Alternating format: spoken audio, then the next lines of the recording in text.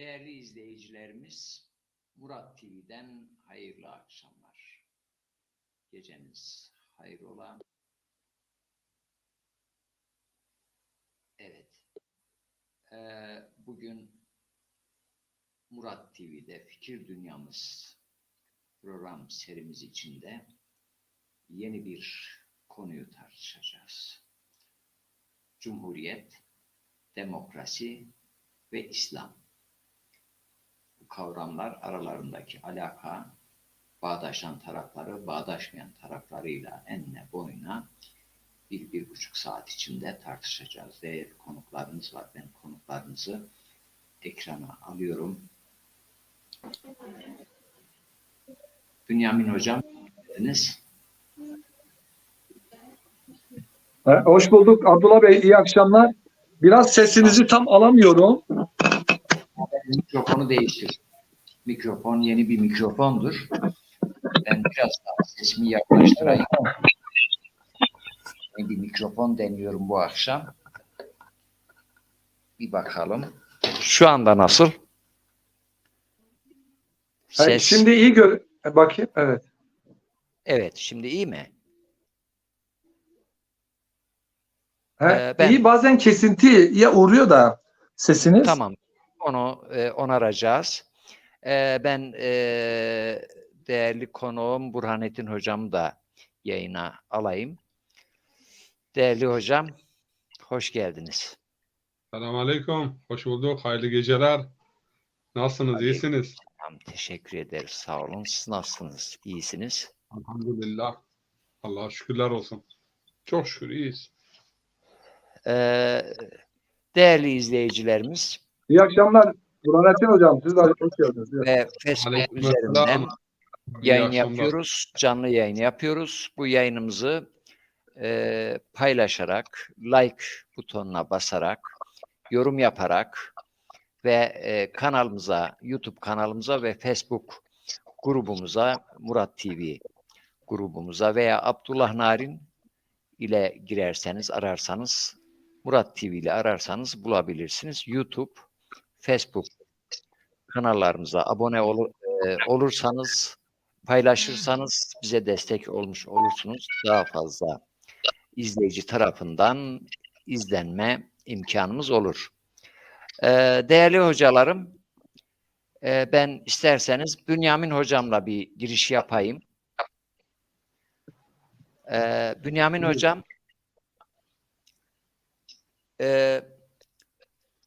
demokrasi, cumhuriyet ve İslam kavramları.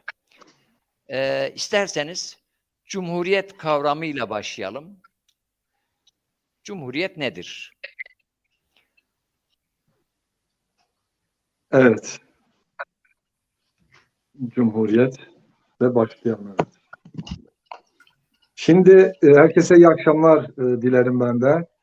Sizi gördüğüme çok sevindim. Tüm dinleyicilere de buradan selamlarımızı, sevgilerimizi iletiyoruz. Bizi izleyenlere. Aslında çok da güncel bir konu değil mi Burhanettin Hocam, Abdullah Hocam? Yani geçenlerde hükümet sözcüsü de Cumhuriyet'le ilgili bir açıklama yapmıştı. Basına da yansıdı. Sonra Cumhuriyet kavramını Cumhuriyet rejiminin yaptıklarını sorgulamıştı açıklamasında Grup Başkan Vekili. Sonra sanki Cumhuriyet de sorgulanmış ve kötü bir anlamla ortaya konmuş gibi bir algı oluştu. Daha sonra köşe yazarları aslında İslam'ın Cumhuriyet'in kavram olarak İslam'la bir problemin olmadığını, sorunun o Cumhuriyet'in Cumhuriyet'in uygulama biçimiyle, rejimiyle sorunu olduğu belki İslam'ın diye bir ayrım yaptılar.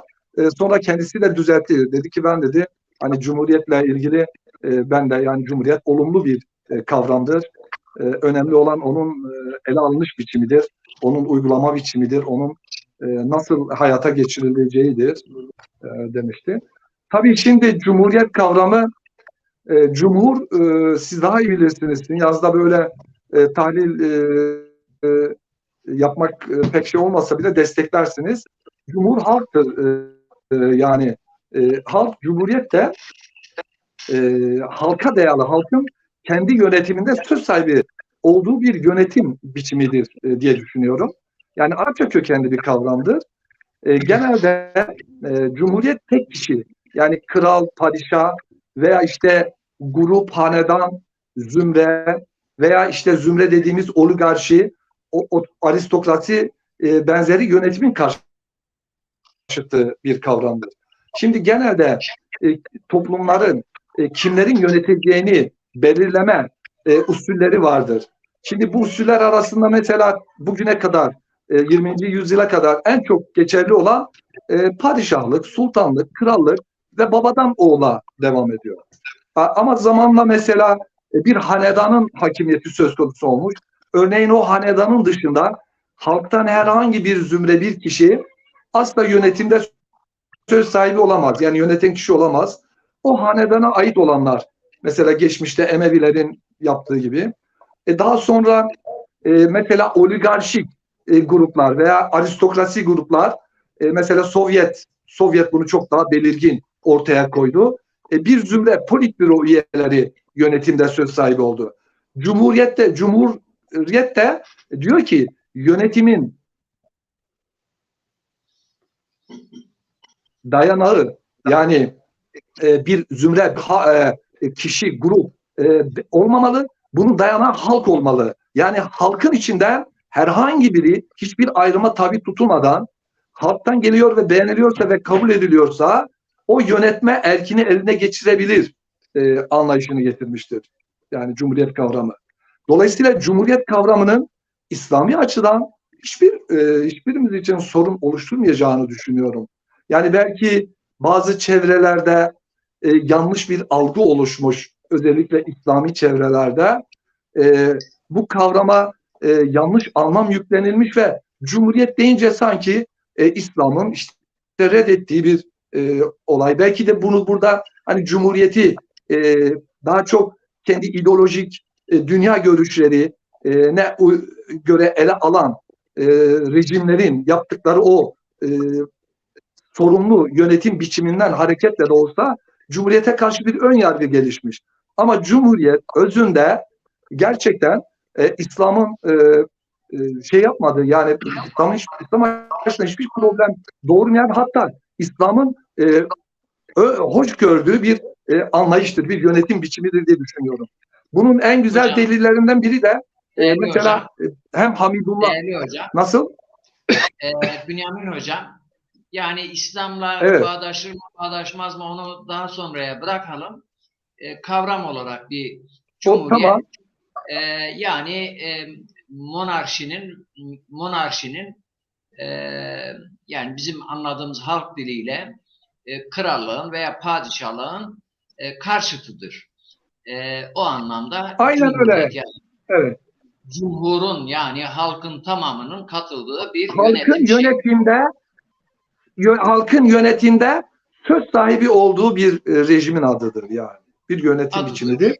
Daha doğrusu evet. Cumhuriyet yönetimin kaynağına işaret ederken hani anlaşılsın diye söylüyorum. Demokrasi yönetimin nasıl işleyeceğini, nasıl hayata geçirileceğini anlatır yani. Yani Evet. hangi yöntemlerle yönetimin ama yönetimin dayanağı kime dayanmalıdır dendiğinde Cumhuriyet der ki hiçbir gruba, hiçbir hanedana, hiçbir sınıfa, hiçbir sizin dediğiniz bir monarşik herhangi bir düzene, bu krallık olabilir, padişahlık olabilir, dayanmaz der. Bu bir ayrıcalık olamaz. Böyle bir anlayışı ifade ediyor Cumhuriyet. Teşekkür ederim hocam. İzleyicilerimizi Cumali Karaman hocam, bu benim yayınımda bazı izleyicilerimizin ismi görünmüyor. Bunu sanırım benim programın ayarlarıyla ilgilidir. Bunu düzeltmeye çalışıyorum. İnşallah düzeltirim.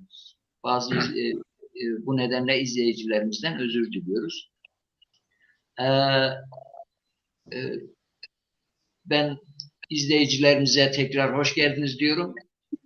Programla ilgili, yayınlarımızla ilgili, genel olarak da, özel olarak da programlarımızla ilgili görüş, eleştiri, fikirlerini her zaman bekleriz.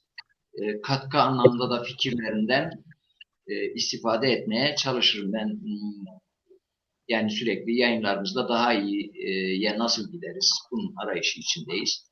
Malumunuz ben profesyonel bir yayıncı değilim. Çok amatörce. Aynen kendi aramızda sohbet edelim gibi bir yayın yapmaya çalışıyorum. Burhanettin Hocam, tekrar hoş geldiniz. Nasılsınız? Selamun Aleyküm ve Rahmetullah. Hoş bulduk. Sağ olun. Teşekkürler. Hocam bu arada ben izleyicilerin mikrofonumu tekrar değiştirdim. Sesle ilgili bir sorun varsa, ses görüntüyle ilgili bir sorun varsa.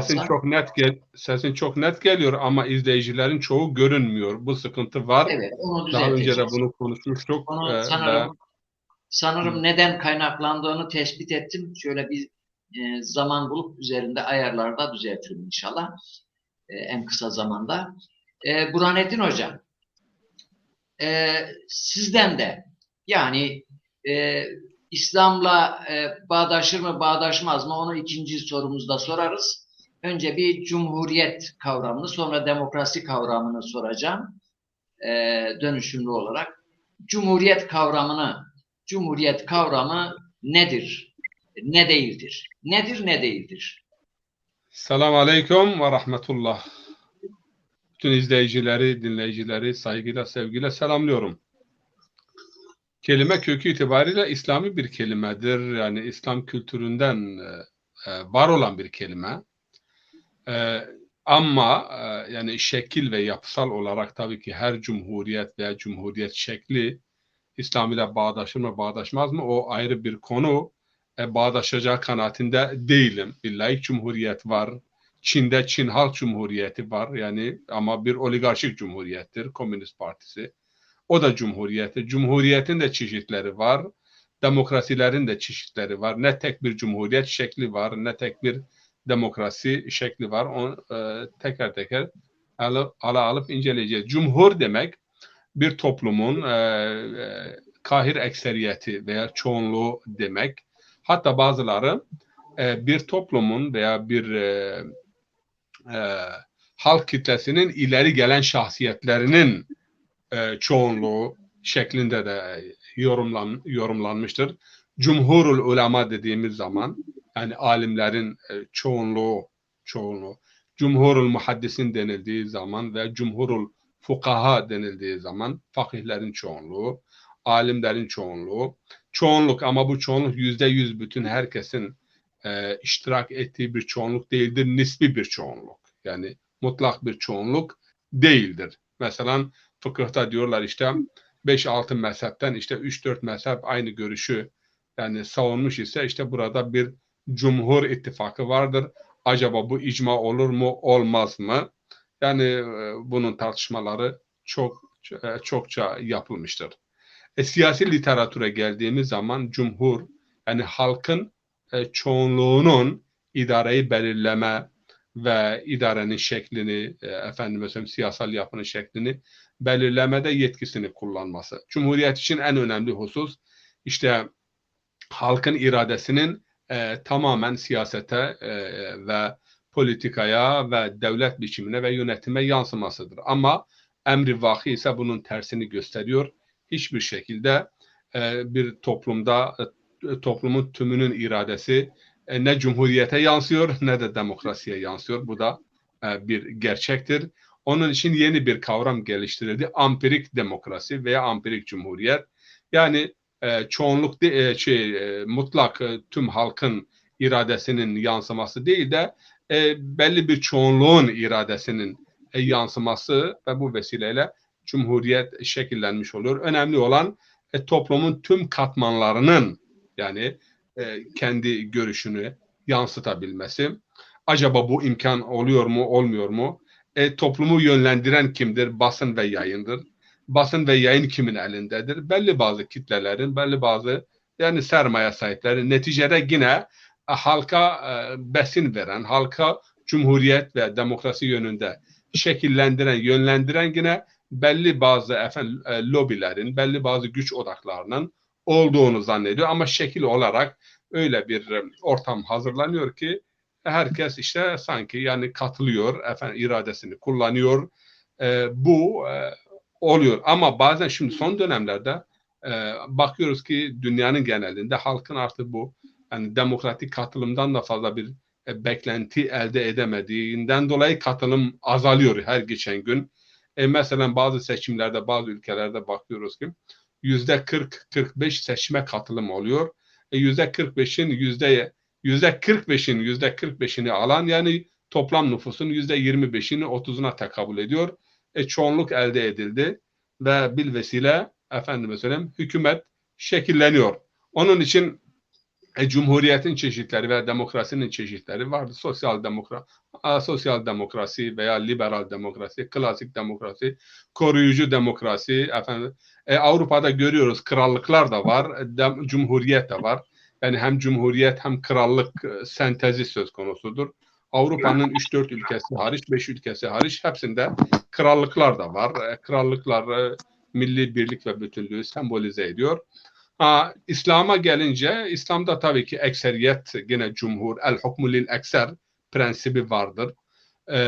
Diğer taraftan ama İslam'da şu da var, ehliyet illahi çokluk haklılık demek değil ve çokluk isabetlidir demek. Bu prensip tartışılan yani demokrasilerin ve cumhuriyetin zaaf noktası budur yani. Çokluk her zaman yani çokluk her zaman doğru karar alıyor mu? Hayır, görüyoruz ki yani hakikaten Almanya'da çokluk efendime söyleyeyim eşcinsellik yönünde karar alıyor. İtalya'da çokluk buna karşı geliyor. Hangisi isabetlidir? Hangisi doğrudur? Sabiteleri var mıdır yok mudur? Bunları tartışırız. İkinci Dünya Harbi öncesi çokluk Almanya'da Hitler'i, İtalya ve İspanya'da da malum biliyorsunuz o yönetimleri seçmişti. İkinci Dünya Harbi felaketini getirdi çokluk. O da bakın var. ben size bir örnek vereyim. Tabii ki bu parantez içerisinde belki konumuzla indirekt irtibatı var, direkt değil. Birinci Dünya Savaşı'ndan sonra Avrupa'da bir ekonomik kriz oluştu. Ve ondan sonra bu ekonomik krizden dolayı şeyler hedef gösterildi, Yahudiler hedef gösterildi. Ve bütün Avrupa ülkelerinde, önemli Avrupa ülkelerinde sağ yani aşırı sağ, faşizan sağ iktidarı ele geçirdi. Ve ondan sonra İkinci Dünya Savaşı'na diktatörler meydana geldi. İkinci Dünya Savaşı'na zemin hazırlanmış oldu. Bugün baktığımızda Avrupa'da da benzer bir durumla karşı karşıyayız. Yani bu defa şimdi yine aşırı sağ, ekonomik kriz var Avrupa'da. Savaşların, enerji krizinin ve bakıyoruz ki sağ ciddi bir şekilde palazlanıyor. Öte yandan yabancılar ve bilhassa bu defa Müslümanlar hedef gösteriliyor.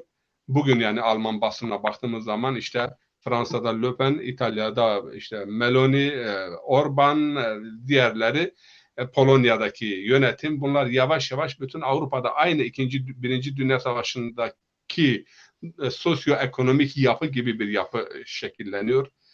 Siyasal olarak sağa kayma, hedef olarak Müslümanlar, bu defa yabancılar, Müslümanlar gösteriliyor. İslamofobiya hızlı bir şekilde yani yayılıyor.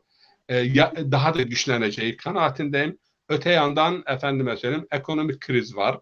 Onun için bakacağız yani Batı demokrasilerinin ve cumhuriyetlerinde sonu ne olur? Önümüzdeki aylar İmam Ali'nin dediği ve el-umuru merhunetun bi avkatiha. İşler yani zamanının ipoteğindedir.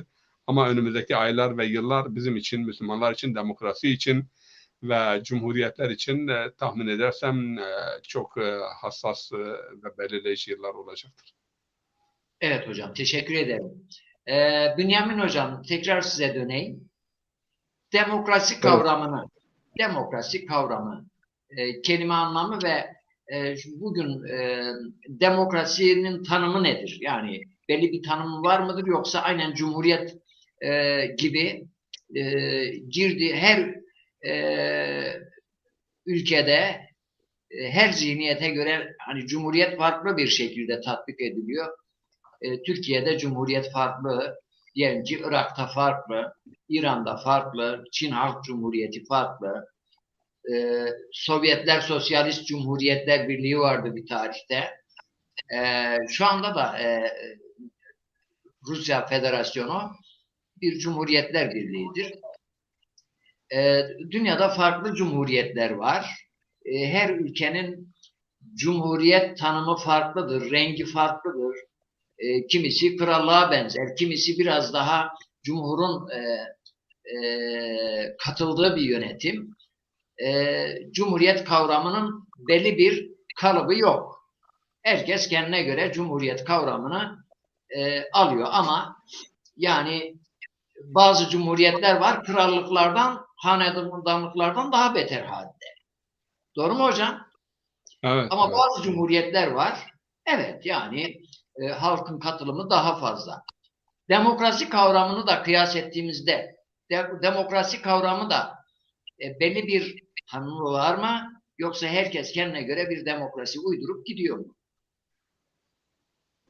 Şimdi Abdullah Hocam, aslında Cumhuriyet'in kavramı nettir. Yani herkes kendine göre biçimlendiremez. Şimdi Cumhuriyet yönetimin kaynağına işaret eder. Yani halka. Yönetecek kişiyi halk belirler der. Halktan çıkması, halktan gelen birinin mevcut yönetim şeyini, dayandığı temel ilkeleri, rejimi yani değerleri icra edecek kişiyi seçer. İcra edecek kişinin halka dayalı gelen bir kişi olmasını söyler Cumhuriyet. Yani der ki bir toplumun bir rejimi vardır. Bu rejim az önce sizlerin de dile getirdiği gibi bu bir İslami rejim de olabilir, İslami referanslı. İşte başka vahiyden veya dinlerden ayrı, pozitif, ilmi, bilimsel, sosyalist veya işte başka değerlere dayalı, ilkelere dayalı, hayat anlayışı ve felsefesine dayalı bir rejimi yönetecek kişileri seçer. Yani bir toplumun yönetiminin temel ilkeleri nasıl olacağını demokrasi belirler. Yani demokrasi aslında şeydir, halkın kendisini nasıl ve hangi usullerle, hangi yöntemlerle, hangi ilke ve değerlerle yöneteceğini, toplumun bir arada yaşayacağı asgari koşulların anlaşmalar yoluyla belirleyeceğini ifade eden bir sistemdir. Şimdi şöyle bir, yani Cumhuriyet mevcut rejimi icra edecek kişinin halk tarafından seçilmesini önerir. Bir oligarşiye, bir hanedana, bir babadan oğula değil, halktan gelen birinin, herhangi birinin hiçbir ayrıma tabi tutulmadan eğer ehliyeti ve liyakatsa gelmesini söyler. Bu bir şeydir aslında, çok iyi bir devrimdir yani. Neden devrimdir? Çünkü biz biliyoruz tarihe baktığımızda hala da dünyada var. Ya bir biçimde hanedanlar, oligarşik düzenler, aristokratlar, babadan oğula geçen anlayışlarla yönetim elden ele dolaşıyor. Bunu kırıyor.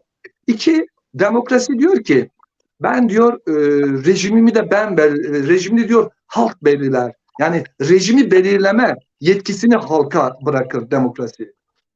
Yani der ki bu halk nasıl yönetilmeli? İşte bir halk der ki biz İslam'ın Kur'an esası, İslam'ın temel ölçülerine göre bir rejim, bir devlet düzeni kuralım der. Bir yönetim biçimi kuralım. Bir sosyalist cumhuriyetteki der ki halkımızın çoğunluğu, halkımızın iradesi laiklik anlayışı üzerine, yani vahiyden, dinden, dine dayandırılarak bir değerler, bir yönetim anlayışı, bir ilke, kanun, kural koymayalım. Bir materyalist anlayışımıza, dünya görüşümüze uygun ilmi ve bilimsel çalışmalarımızı aklı esas alan, bugünkü mevcut bilimin kendilerince ortaya koyduğu değerleri esas alarak belirleyelim. Dolayısıyla Cumhuriyet yönetimin kaynağına işaret ederken halka demokrasi yönetimin nasıl icra edileceğini, nasıl ele alınacağını, hangi kanun ve değerlerle icra edileceğini, yönetileceğini ifade eden bir kavram. Yani ya bilmem anlatabildim mi? Mesela neticede şunu söylüyorum. Pardon. Evet. Bünyamin Hocam özür dilerim. Arada mesafe olduğu için ses, yani ben araya girdiğimde biraz sözünüzü bölmüş gibi oluyorum. Yok. Şimdi yani Cumhuriyet, demokrasi aslında diyorsunuz ki sizin kanaatiniz tanımı bellidir ama bu tanıma uygun ne kadar icra edildiği o konuda şey yok. Yani o su götürür bir konudur. Ayrı bir konudur. Yani ne kadar cumhuriyet, yani cumhuriyet kavramının içini hangi ülke ne kadar dolduruyor veya bu demokrasi kavramını hangi ülke ne kadar doğruluyor? Her ülke kendine göre, Evet. o halkın seviyesine göre meşhur bir hadis var. Nasıl siz nasılsanız ona göre yönetilirsiniz. Bu mealde bir hadis. Yani nasıl inanırsanız öyle yönetilirsiniz. Evet. Evet. Hocam hadis değil mi? Kema tedinu tudanu, evet. Nasıl iseniz o şekilde yönetilirsiniz. Evet. Evet. Nasıl inanırsanız. Hocam demokrasi kavramıyla ilgili eklemek istedikleriniz var mı Bünyamin Hocam? Şöyle diyelim, yani demokratik sistemlerde seçimler, temsilciler, partiler, sivil toplum kuruluşları, işte dernekler, yani bireysel özgürlükler, basın ve yayın özgürlüğü, din ve vicdan özgürlüğü, hani öğrenim özgürlüğü, teşebbüs özgürlüğü, fikir özgürlüğü, kuvvetler ayrılığı gibi yani argümanlar ön plana çıkar. Bunlar demokrasinin getirdiği kazanımlardır yani. Yani Hocam, örneğin kanunların nasıl belirleneceğini de belirler yani. Bu Halk anlamda belirler. mesela monarşi ile yönetilen bir ülkede demokrasi olabilir veyahut cumhuriyetle yönetilen bir ülkede demokrasi olmayabilir diyebilir miyiz? Yani çok zor bence. Çünkü doğasına aykırı. Eğer bir yerde bir özel bir grup hanedan, monarşik bir sistem varsa bir defa kendisi özel bir grupla yönetecektir. Yani halkın iradesine, görüşüne, halkı temsil eden sivil örgütlerinin görüşlerine, siyasi partilere çok geçit vermeyecektir. Yani mesela bizde de mesela İngiltere'yi biz demokrasinin beşiği kabul ediyoruz. Monarşi var, kraliçenin yok, monarşi değil. Nedir? Ya o böyle bir şeydir. O semboliktir. Abdullah Hocam, onlar çok uyanıktır. Semboliktir. Yani biz sembolik diyoruz ama çok da etkili yani. Ya şöyle sınırlı alanda etkili. Gerçi Bünyamin Hocam. Değil mi? Sınırlı alanda etkili. Evet. Hükümeti iptal etme, hükümeti askıya alma, savaş kararı verme, barış kararı verme, askeriye komutanlık etme. Dün bir yazı okudum. Yani çok ilginç bir yazıydı. İngiltere yani diyor ki krallık dağılmak üzere, ancak krallığı henüz de ayakta tutan güçlü deniz kuvvetleri ve güçlü İngiliz ordusudur. Ve bu İngiliz ordusunun başında da Kral Charles, 3. Charles, işte şimdi ordunun başında ordu komutanıdır. Yani şimdi sadece sembolik değildir. Bu görüşe katılmıyorum. Ve diyor ki ekonomik olarak veya muhalefetlere baktığımız zaman Commonwealth veya 14 ülkeye krallık yapıyor. Bunlar ayrılacaklar. Ama eğer bu birliktelik ve bütünlük sağlanıyorsa henüz güçlü İngiliz donanması sayesinde ve kral o donanmanın ve ordunun komutanıdır. Bunu bilmemiz lazım. Hocam, öyle fazla da sembolik değildir. Ama şöyle değil mi Burhanettin Hocam? Savaş kararı, barış kararı. Ben size bir örnek vereyim. Bakın, İngiltere halkının kahir ekseriyeti bugün tekrar Avrupa Birliği'ne dönmek niyetindedir ve pişmandırlar. Halk pişmandır. Halk yaptıkları yani bir galeyana geldiler ama kraliçe karar aldı. Dedi ki o zaman yani bana 3 tane neden söyleyin de ki Avrupa Birliği'nde niye kalıyoruz diye. Hemen karar verdi ve bunun efendime söyleyeyim formunu uydurdular ve referanduma gittiler. Yani 1 puan. Ama bugün referanduma gitseler en az 60'ı tekrar Avrupa Birliği'ne dönüşü istiyor. Ancak kraliçe, o zaman kraliçe, şimdi kral ve ordu son sözü bunu söylüyor. Bunlar bu konuları çok profesyonelce işliyorlar. Bizim Doğu dünyasında ise bu müdahaleler bir şey amatörce yapılıyor. Fark budur. Evet. Ama şöyle doğru şöyle bir katkıda ben yapayım. Katkınız için teşekkürler. Şimdi İngiltere örneği çok farklı bir örnektir. Yazılı olmayan demokratik kurallar vardır. Sözlü demokrasi vardır. Yani %80'in üstünde bir demokratik sistem işliyor. Ama Adamlar çok akıllı. Tarihten gelen o benliklerini, kimliklerini koruma adına, toplumsal egemenliği daha güçlü kılma adına o şeyi devam ettiriyorlar, kraliyeti. Ama orada tam bir monarşi vardır diyemeyiz. Yani demokrasi daha baskındır İngiltere'de de olsa. Ama Burhanettin Hocam'ın da dediği gibi belli alanlarda göstermelik de olsa yetkileri var. Ama demokrasi çok egemendir. Yani mesela demokratik olmayan ülkelerden daha fazla demokrasi geçerli bir ülkedir İngiltere kendi arasında yani. Birçok konular halkın iradesine sunulur. Seçim sistemi vardır, meclis vardır, hani sivil toplum örgütleri vardır. Böyle çok farklı bir sistem. Yani Tamam İngiltere'yi hocam. esas Zaten alarak ben bunu söylemeye çalışıyorum. Sizden evet, şunu şu son cümlenizi yani evet monarşi var ama monarşiyle birlikte demokrasi de var. Monarşi, tabii. demokrasi, monarşide yani monarşiyle yönetilen bir ülkede demokrasi de olabilir. Ama cumhuriyet Şimdi olan İngiltere'ye cumhuriyetle Abdullah Hocam, yönetilen bir ülkede demokrasi olmayabilir. şimdi şöyle diyelim. Ben sizin ne demek istediğinizi anladım. İngiltere'de monarşi yoktur. Yani monarşi dediğiniz zaman bir rejimi ifade ediyorsunuz. Yani tek adamın sultanlığın veya krallığın hakim olduğu bir rejimdir. İngiltere böyle değildir yani onu anlatmak istedim. Yani İngiltere'de çok sınırlı alanda, belli alanlarda bir kraliyet ailesi vardır. Yeri vardır yönetimde yani diyelim. Ama Yönetimde yeri var.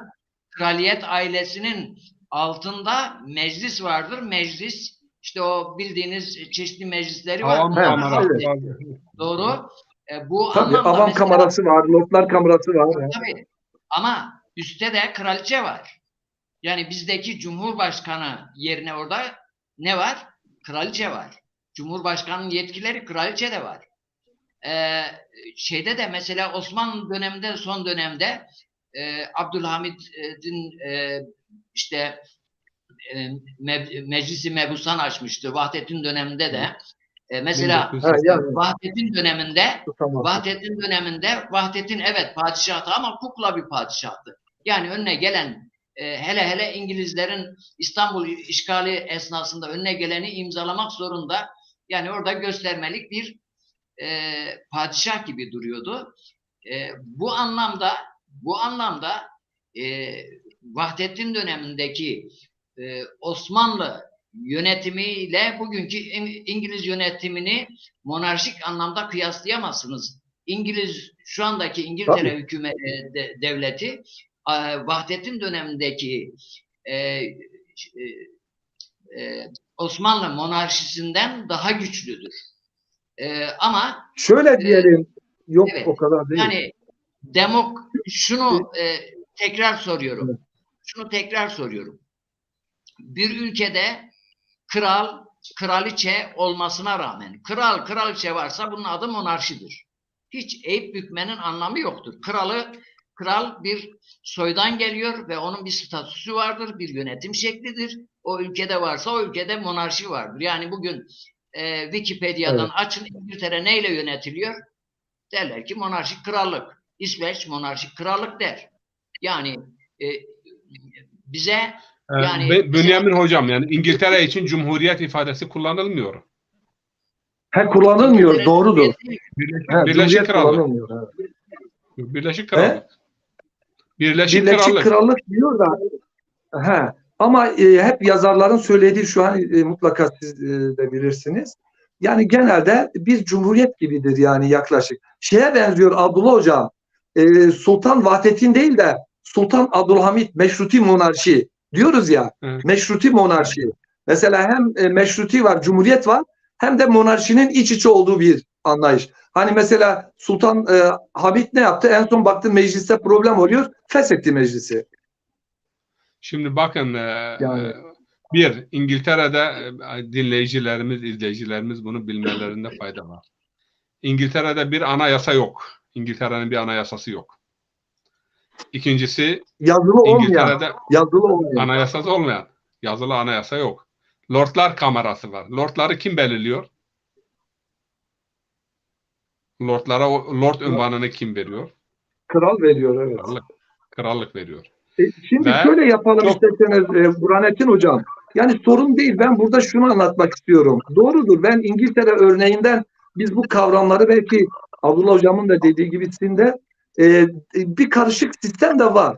Ama normalde tam bir cumhuriyetle, tam bir demokratik düzen daha farklıdır. Yani onlar biraz daha dediğiniz gibi melez, bir meşruti monarşi veya krallık cumhuriyet iç içe bir rejim. Değil mi? Ben Öyle bak mi? bunu Diyelim. ben Bünyamin hocam bunu İngiltere'nin tarihi, kültürü, Ha.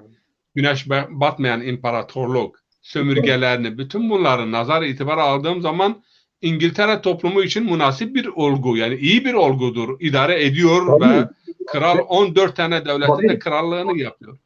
Ve ben yani o oranın şartlarına göre. Şimdi bazen bizde Yani. kopyacılık var. Bazı bizde Hı-hı. kopyacılık var.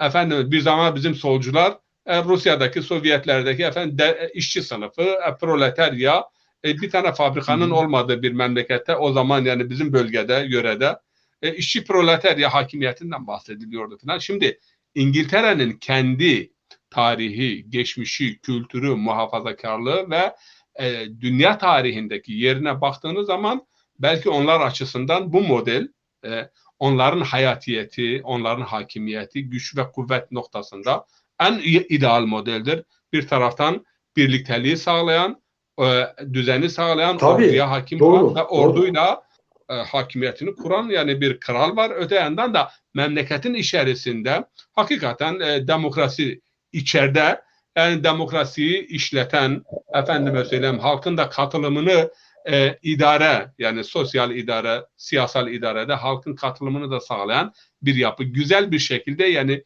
ben vurguluyorum tekrar, güzel bir şekilde oynuyorlar. Yani iyi bir şekilde götürüyorlar. O ayrı bir Ama konu. Hani kendi şartlarında ben de çoğu defa hayran olmuşumdur yani. Valla takdir ediyorum ben de. mesela bugün bakın yani, Yani. Hindistan asıllı birisi. Evet. Hindistan asıllı birisi başbakan oluyor. Pakistan asıllı birisi Londra, efendime söyleyeyim, belediye başkanı oluyor. Yani bu tabii ki takdir edilecek şeydir yani. Ama bilmemiz lazım, İngiltere Cumhuriyet değildir. Ama demokrasidir. Bak, Cumhuriyet Tabii değildir ama demokrasidir. İngiltere örneği şöyle iyi oldu. Hani Abdullah Hocam da açması iyi oldu İngiltere. Monarşiyle cumhuriyetin, demokrasinin karıştığı ülkeler de var yani. Karışımının uygulandığı ülkeler de var. Ama yine de tam bir monarşidir diyemiyoruz yani. Niye? Çünkü halkın da seçtiği bir yönetim organı var. Hani halkın iradesi dışlanmıyor. İki çeşit monarşi var. Yarım monarşi var, tam monarşi var. Evet. Eğer meclis yani evet. Yarım monarşi var. Bünyamin hocam. Onlara meşruti monarşi diyoruz, evet. Bünyamin hocam. Ama halk evet. asıl iktidarın ergi, yani iktidarın asıl sahibi, gücün asıl sahibini halk seçmiyor ama o. Evet. Yani kral halk tarafından seçilmiyor. Seçilmiyor, evet. Tabii. Yok. Babadan oğula geçiyor aristokrasi. Doğru. Aristokrasi. Yani ben bunun için şunu söylemek istiyorum. İzleyicilerimize yani böyle bir perspektif. Her toplumun yani aslında idari yapısı, dini değerlerine, tarihi değerlerine, kültürel değerlerine uygun ve sosyoekonomik yapısına uygun eğer bir siyasal yapı, hukuki yapı yani etabilize ediliyorsa, yerleştirilebiliyorsa bu idealdir. Ne tek bir cumhuriyet tipi vardır, ne tek bir demokrasi tipi vardır. Onlarca demokrasi çeşidi vardır ve onlarca da cumhuriyet çeşidi vardır. Onun için yani Türkiye'deki mesela bir model, efendim İran'daki gibi olmaz, oradaki model başkası gibi olmaz. Her memleketin kendi yapısı, kendi dinamikleri, kendi kültürü, tarihi getirip mesela farz edelim bir Türkiye Cumhuriyeti ki farz edelim imparatorlukların varisidir. Makedonya Cumhuriyeti ile karşılaştıramayız yani. Ama şimdi şöyle var. Şu bir cümle söyleyeyim şöyle.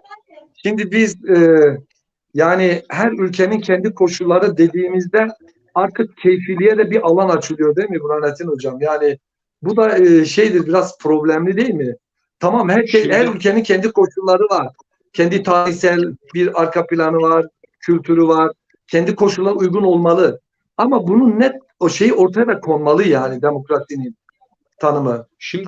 Şimdi insanlara fırsat vermeli, özgürce seçim yapma fırsatı verilmeli, dayatmalar olmamalı. Yani şimdi birçoğu demokrasiler veya çoğu mesela cumhuriyetler içerisinde biz bakıyoruz ki dayatma olmuştur.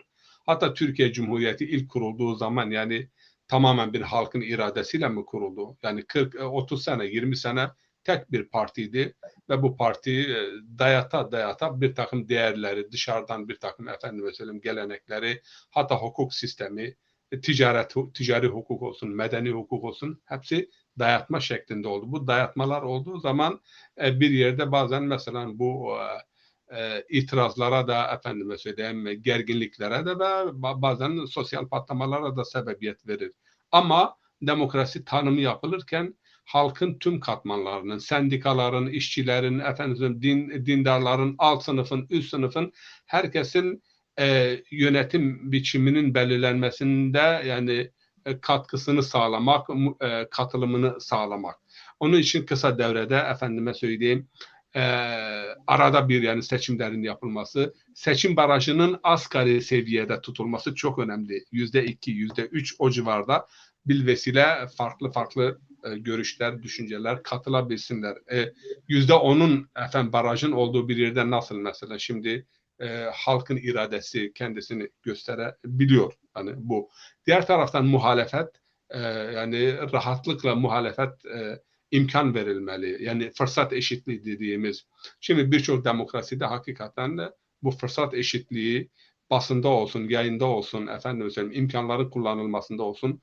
Yok, bir iktidar eğer geliyorsa ve tamamen kadrolaşma, tamamen efendime söyleyeyim kendi imkanları ve muhalefet tamamen diskalifiye ediliyorsa, devre dışı bırakılıyorsa bu da demokrasi değildir. Yani bunu da kabul Evet hocam. Yani şekil demokrasi yok ama demokrasinin asgari koşullarının olması gerekiyor ve bellidir ha dünyada. Asgari koşullar belli demokraside. Evet. asgari belli tabii.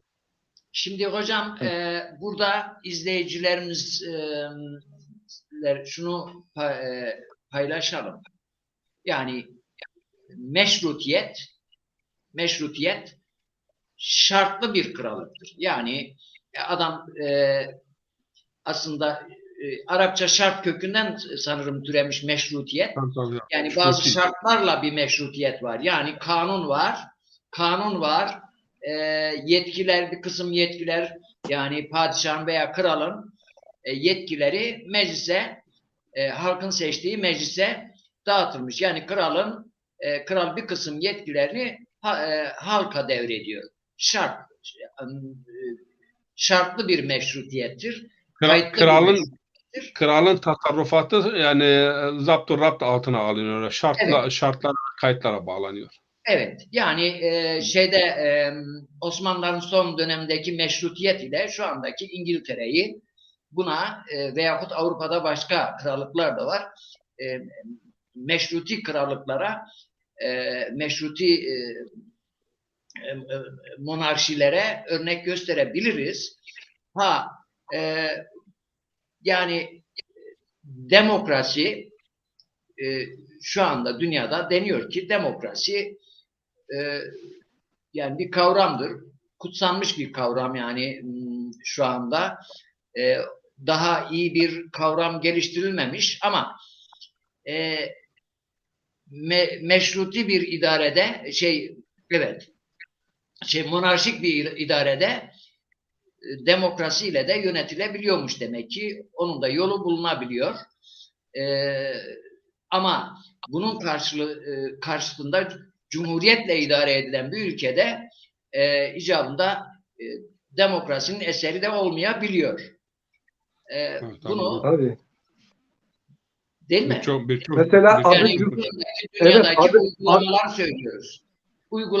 Tabii adı Cumhuriyet olan ama cumhurla, halkla hiçbir ilişkisi olmayan, halkı küçük gören, dışlayan, düşünce, anlayış ve uygulamaların gerçek bir cumhuriyetçilikle bağlantısı olamaz aslında.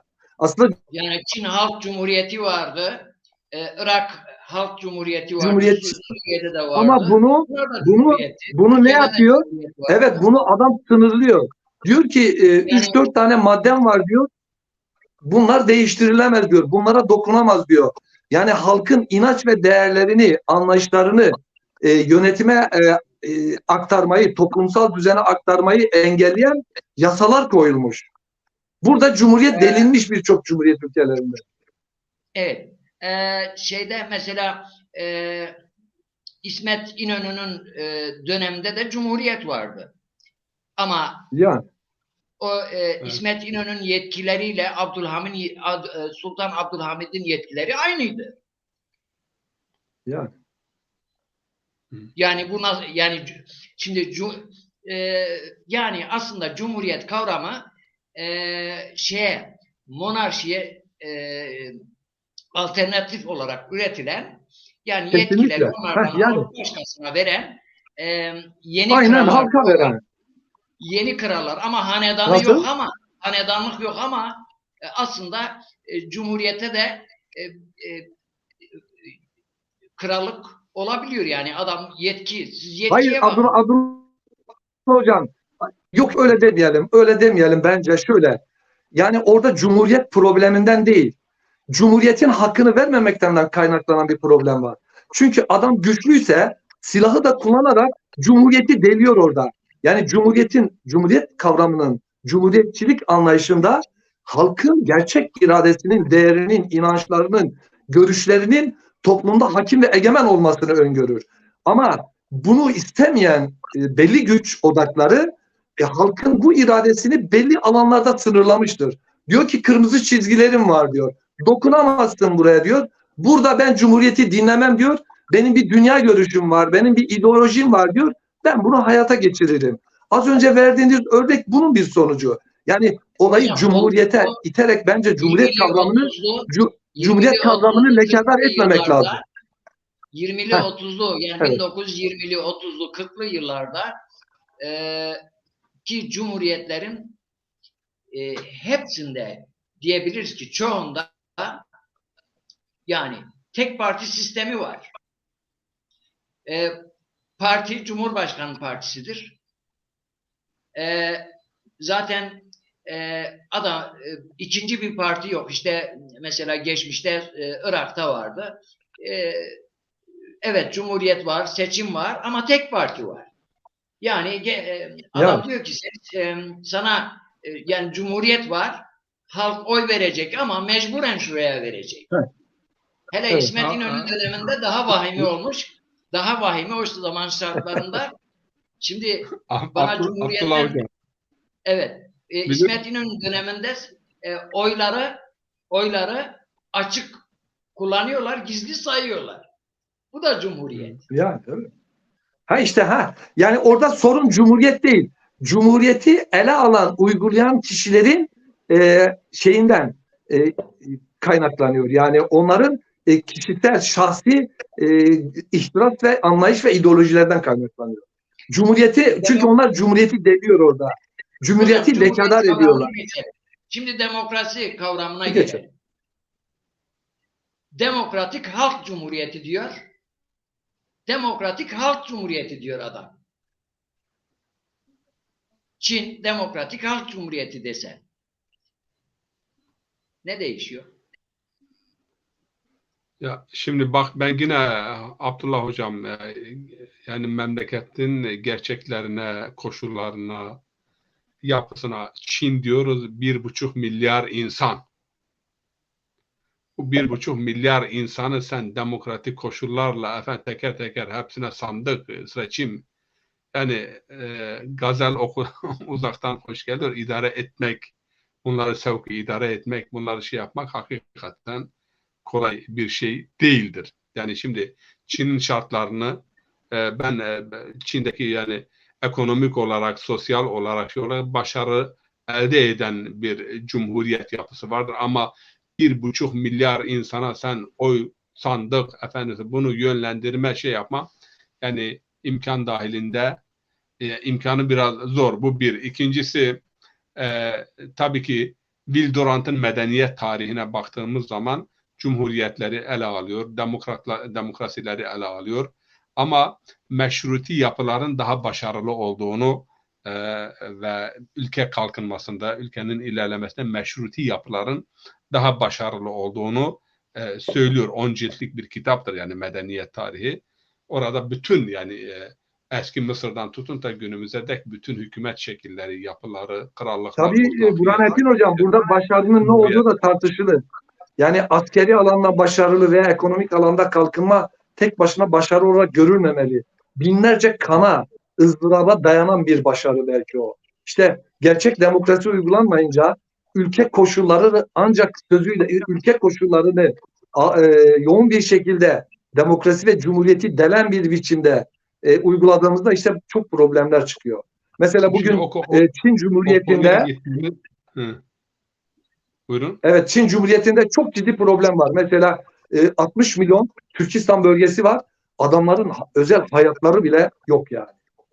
Namusları lekedar ediliyor. Neden? Çünkü gerçek bir cumhuriyet değil. Gerçek bir demokrasi yok. İdeolojik devri. Yani belki kültür devriminde, Mao'nun kültür devriminden daha farklı bir kültür devrimi var bu anda Çin'de mesela. Yani dolayısıyla biz o kavramları net ortaya koyalım ki bugün bu kavramlara aykırı davranan ülkeleri ve rejimleri sorgulayabilelim. Yani şimdi ona bakın yoksa biz o zaman yani koşulları çoğalttığımız zaman sorgulayamayız. Herkes koşul üretir.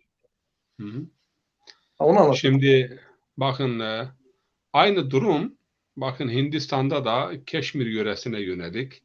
Ama bakıyoruz ki mesela Keşmir'e bu kadar ihtimam yok. Bu kadar efendime söyleyeyim üzerine gidilmiyor. Neden? Kendi şahsi tespitim. Avrupa Hindistan'a fazla yüklenmiyor ama Çin'e fazla yükleniyor. Ona paralel olarak bizler de. Bakın ben size bir bilgi vereyim. Yani bunu iyi. Nüfus oranına göre, Müslüman nüfus oranına göre dünyada en fazla camisi ve mescidi olan Çin Müslümanlarıdır. Sadece Türkistan değil, Hun Müslümanları da vardır. 10 sene öncesine Emevi döneminde de en çok cami Emeviler yapmıştı ha, o dönemde. Bir dakika ben başka bir nokta değinerim. Bakın bazı efendim söyleyeyim yani Selefi gruplar gittiler efendim Türkistan'da efendim orada yani terör eylemlerinden tutun öldürmelerden tutun ve diğer taraftan Çin Türkistan'ından Suriye'de efendim birlikler oluşturuluyor. Türkistan İslam ordusu ya Çinli Türkistanlı'nın Suriye'de ne işi var? Çin de buna karşı diyor ki ne oluyor? Arabistan ve bazı ülkeler müdahale ettiler. Sonra Çinliler bu defa atağa geçince geri durdular. Hatta liderler Çin demokrasidir demeye başladılar. Şimdi arka planında başka şeyler var. O farklı bir şey tabii. O Çin özelliği farklı tabii. O boyutu farklı olabilir yani. Ha. Şimdi ama diğer taraftan bir dakika Bünyamin Hocam. Evet. Son 20. asırda bakın demokrasi diyoruz yani güzel laflar, efendim cumhuriyetler, demokrasi, halkın iradeleri ama 120 milyon insan Birinci Dünya, İkinci Dünya Savaşı, Kore, Vietnam ve efendime söyleyeyim işte Irak yani 120 milyon insan öldürüldü bir asır içerisinde. 120 milyon. Evet. Bunların hepsini yani öldüren de bu savaşları çıkaranların hepsi de humanist, demokratik ve cumhuriyetçi ülkelerde bunlar yaptılar. Tabii hiç kimse ayranım ekşidir demiyor tabii. Halkın iradesine baksak halk hiçbir zaman bu savaşların olmasını istememiştir. Elbette. Ama Eflatun ve Aristo biraz yani demokrasiyi alaycı bir şekilde eleştiriyorlar. Ya diyor sağını solundan ayırt etmeyen bir sürü gençler var. O şimdi yönetimden ne anlar? Yani bir parça haklılık payı da var. Orta sınıf yönetimidir derler. Demokrasi orta sınıfın yönetimidir derler. O orta sınıfın yönetimidir. Şimdi hakikaten şimdi mesela kendi memleketimizde yani belki 10 milyon 15 milyona yakın bilmiyorum yani 10 milyon işte Z genci diyorlar. Efendim elinde bir iPhone vardır. Şarkı bilmez, garbı görmez, edep yok, ders yok ama onun da oyu vardır. Efendim bir alimin de oyu vardır. Demokrasinin de zaaflarından birisi budur. Yani şimdi bir bilim adamıdır. Efendim bir de bir çocuk yani belki aklı da yerinde. Onun da bir oyu var, onun da bir oyu var. Bu da tartışılmaya müsait yani bir konu. Tabii tartışılmış bu. Tabii canım tartışılmış bu demokrasilerde. Kötünün iyisi. Demokrasi nedir? İdare nedir? Baştakini bilmeyen, efendime söyleyeyim, sevku idareden anlamayan, yönetimden anlamayan ama o da gidip yani reyini veriyor onlarca milyon ve memleketin mukadderatını değiştirebiliyor. Bu yönüyle de. Şimdi çünkü İslam'a geleceğiz. İslam'da ehliyet, liyakat bu mesele de vardır yani. Ehliyet, liyakat, meşveret Evet, tabii. ve tabii ki ekseriyet. Buyurun hocam. Evet hocam, biraz daha derli toplu gidelim. Demokrasi başlığımız buydu. Cumhuriyet, demokrasi ve İslam. Ben şöyle bir hulasa edeyim. Cumhuriyet kavram olarak halkın kendi kendini yönetmesidir. Kendi yönetiminde söz sahibi olması. Evet. Demokrasi yönetimlerin temel insan hakları bazında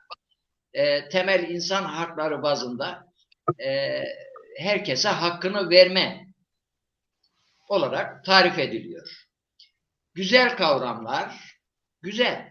Yani aslında güzel. Niye başkası beni yönetsin ki? Ben kendi kendimi yöneteyim.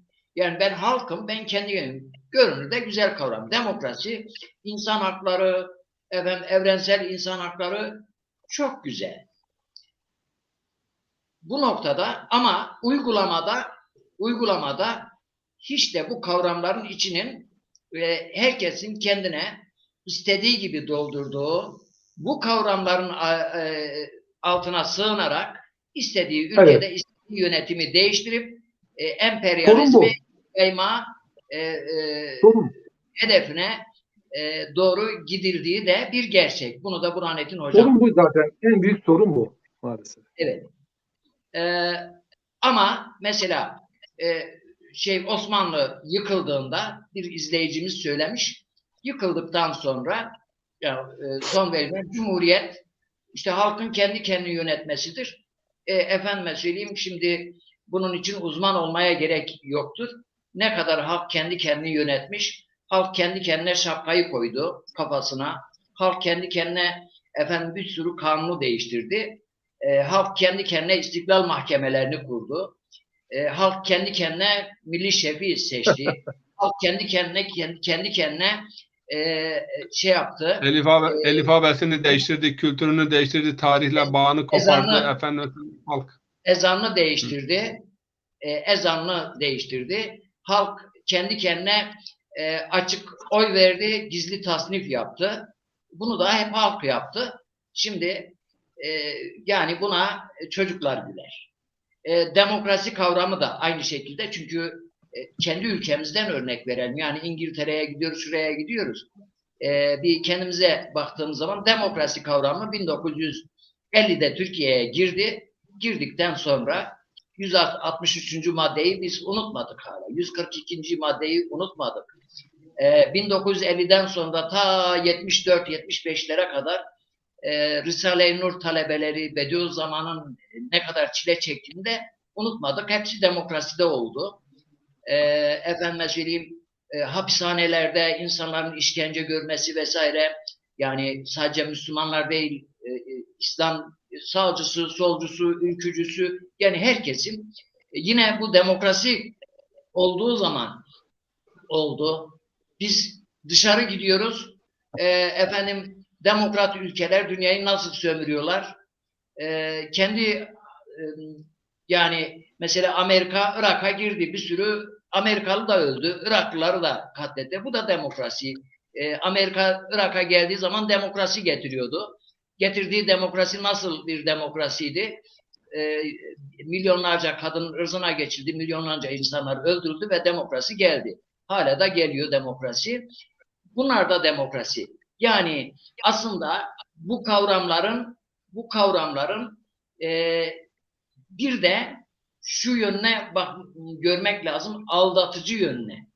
Yani demokrasi, cumhuriyet, insan hakları, hayvan hakları, kadın hakları, özgürlük kavramlarına sığınarak bazı egemen güçler 3. dünya ülkelerinde istedikleri yapılandırmayı, istediği savaşı çıkarmak, istediği zulmü yapmak için kendi yaptıklarını meşrulaştırmak için kullandıkları kavramlardır da aynı zamanda. Bunu da tespit etmek lazım.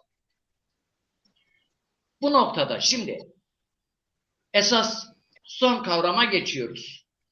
İslam, Cumhuriyet ve demokrasi bağdaşır mı? İslam nasıl bir yönetimdir? Yönetim şekli cumhuriyet midir? Demokrasi midir? Monarşi midir? Meşrutiyet midir? Veya başka bir krallık mıdır? Padişahlık mıdır? İslami yönetim şekli bu kavramlardan hangisine girer? Bünyamin Hocam sizden başlayalım. Evet. Şimdi tabii en hassas nokta burası. Ama sizin o önce söylediğinize söyleyeyim. Şimdi cumhuriyetle demokrasi kavramını orijinal haliyle bizim net ortaya koymamız çıkış adına çok önemlidir. Yani o zaman az önce sizin dile getirdiğiniz yanlışlıkları sorgulayabilme, kişisel ideolojik tavırları yargılayabilme, yanlışlayabilme hakkını kazanıyoruz. Dolayısıyla önce demokrasi ve cumhuriyetin haklı bir tanımı ve temel ilkeleri çok iyi bilinmelidir. Toplum bunu bilirse rahatlıkla uygulanan rejimin cumhuriyet olmadığını, demokratik bir düzen olmadığını söyleyebilir. Bunu söylediğimiz an zaten tartışma başlar, sorgulama başlar ve biz gelişmeye yüzümüzü çeviririz. Çünkü bunu bir ideoloji olarak görerek toplumu üstten alta doğru ve devlet gücünü de kullanarak cebri bir modernleşmeyle toplum bugüne kadar adam edilmeye çalışıldı. Biz bunun sıkıntısını yaşadık bugüne kadar. Ama demokrasinin nimetini 1950'lerden sonra da görmeye başladık mesela. Yani bu da bir gerçek. Yani mesela halkın daha bir seçimle kendi iradesini ortaya koyması, ezanın Arapçaya dönmesi, İmam Hatip okullarının açılması aslında bunlar surda bir gedik açmak gibi değerlendirebilir. Küçük görmemek lazım. Yani bugün bizim geldiğimiz noktaya baksanıza. Bu noktada şunu da söyleyeyim. Aslında tıkanan mevcut o dönemdeki yönetimin bir nefes alması, bir çıkış yolu. Çünkü tıkanmıştı. O sürdürülebilir bir şey değildi. Bir de şöyle iddia var. İşte ölümü gösterip sıtmaya razı etme sisteminin bir şekli. Yani bütün hakları Abdullah Hocam sanki çok büyük bir iyilik yapılıyormuş gibi zaman zaman insanların işte gönlünü almak için, insanlara şirin görünmek için bazı şeyleri sanki babasının malıdır veriyor insanlara. Yani 50'den sonra Türkiye'de yapılanın aslında tıkanan dönemin yönetiminin bir çıkış yolu bulması. Artık sürdürülebilir bir yönetim. Yani şimdi Abdullah Hocam arka planda var. Yani tabii bunlar yorum. Şimdi hakikat payı var. Yani Yeşil Kuşak projesi falan. Bunlar farklı konu. Ben kabul ediyorum belli noktada. Ama sonuçta biz demokrasi kavramını hayata aktararak bazı haklar elde etmiş durumdayız. Bu gerçeği görmek lazım. Yani bir mesafe kat ettik yani. Müslüman kitleler olarak, dindar kitleler olarak demokrasinin nimetinden yararlanıp bugün ciddi yerlere gelmiş durumdayız. Hakkını veremiyoruz. Ayrı bir konu. Yeşil Kuşak projesinin bir sonucu dayatması hayata geçti. Bu da ayrı bir konu. Ama sonuçta biz demokratik düzenden yararlandık ve bugün ciddi olarak o eski rejimi arzulayanlar tedirginler ve uykuları da kaçıyor. Bu ayrı bir konu. Ama ben hemen şunu söyleyeyim. Sizin o sorunuza gelelim. Yani İslam bana kalırsa ben Bediüzzaman'ın bir uygulamasından örnek vereyim. Şimdi Bediüzzaman uzlette kaldığı bir dönemde İbrahim Hakkı Hazretleri'nin yerinde herhalde kaldığı dönemdedir. Orada bir süre kalmış Siirt'ten, Tillo'dan. Diyor ki bana diyor akşamdan akşama yemek gelirdi böyle küçük bir tabaktan. Tanelerini de diyor ki karıncaların diyor cumhuriyetperver bir topluluk olduklarını diyor. Bu nedenle yediği yemekleri diyor çoğunu diyor karıncalara verirdim diyor.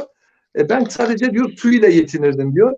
4 halifenin diyor cumhuru halkı temsil ettiği için birer reisi cumhur sayılabileceğini söylüyor.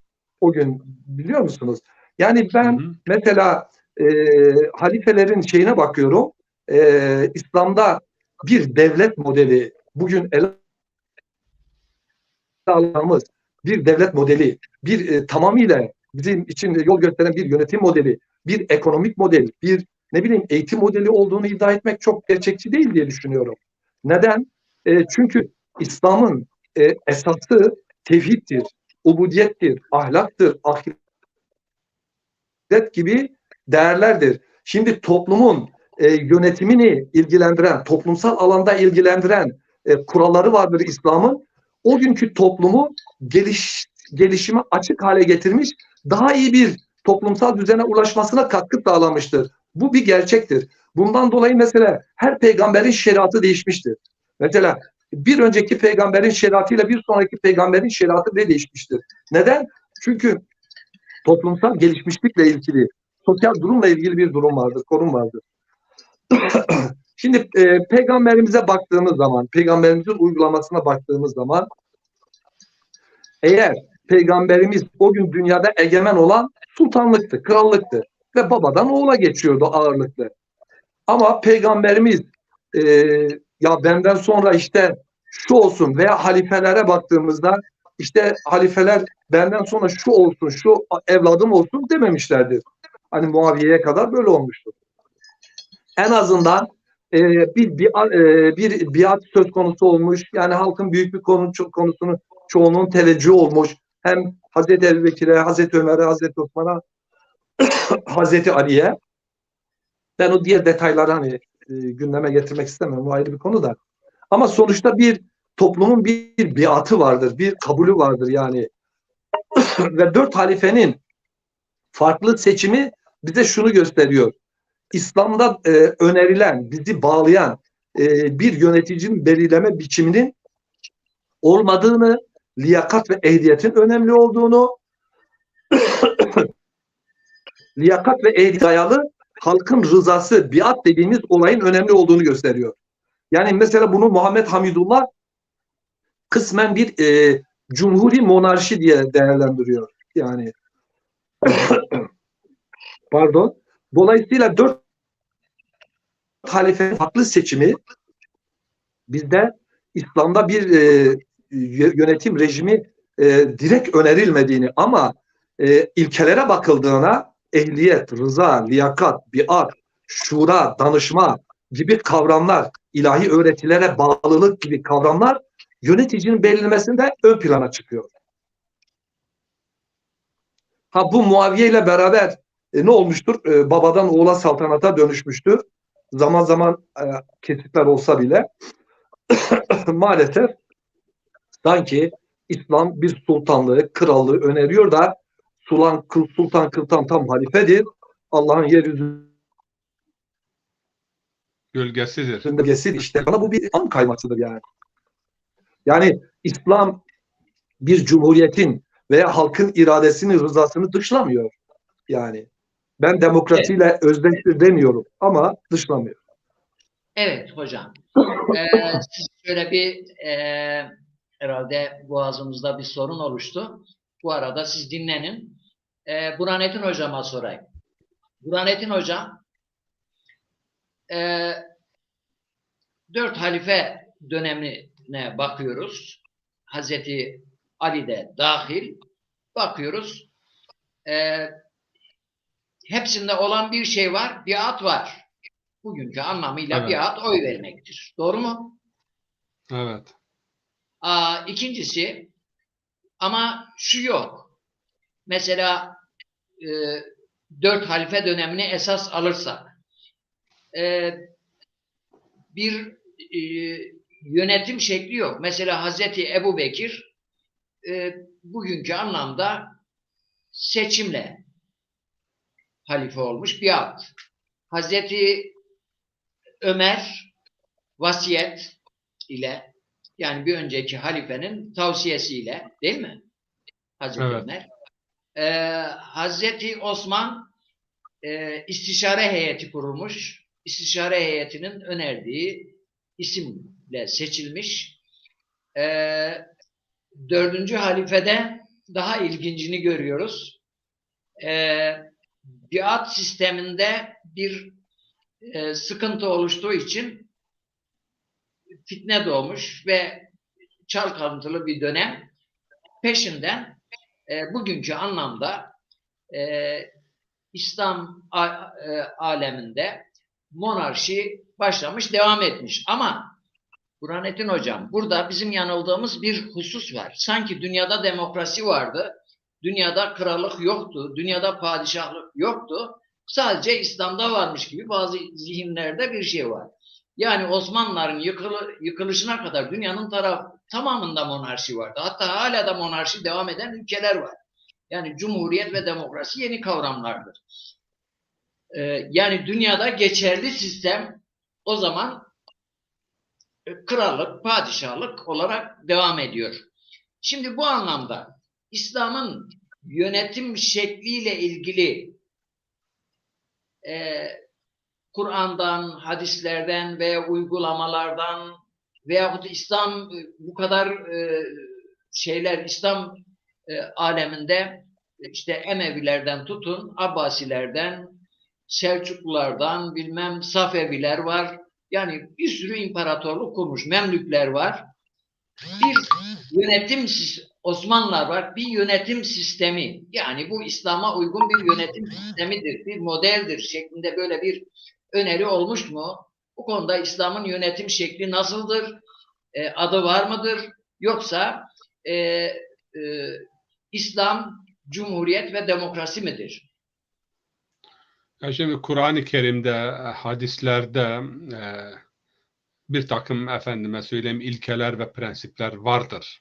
Yani ama bunlar geliştirilmemiş, üzerinde çalışılmamış. Nasıl ki İslam'ın ekonomik modeli vardır ama o ekonomik model geliştirilmemiş, üzerinde çalışma yapılmamış.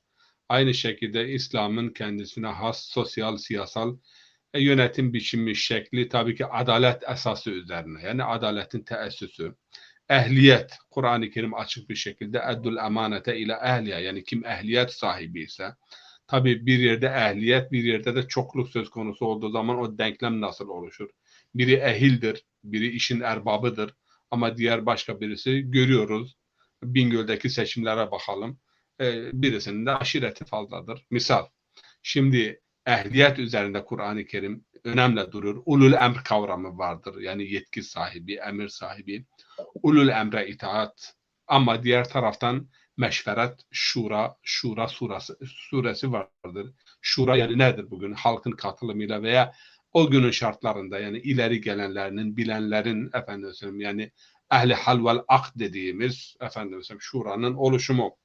Ama diğer taraftan yani İslam'ın 4 halifenin seçiminde de tamamen halkın katılımı olmuş, tamamen bir meşverete dayalı ve ehliyete dayalı bir şey olmuştur. Ben bunu söylemekte yani söyleyemem çünkü 3. halifenin seçimi 6 kişiyle olmuştur. Yani 3 oy.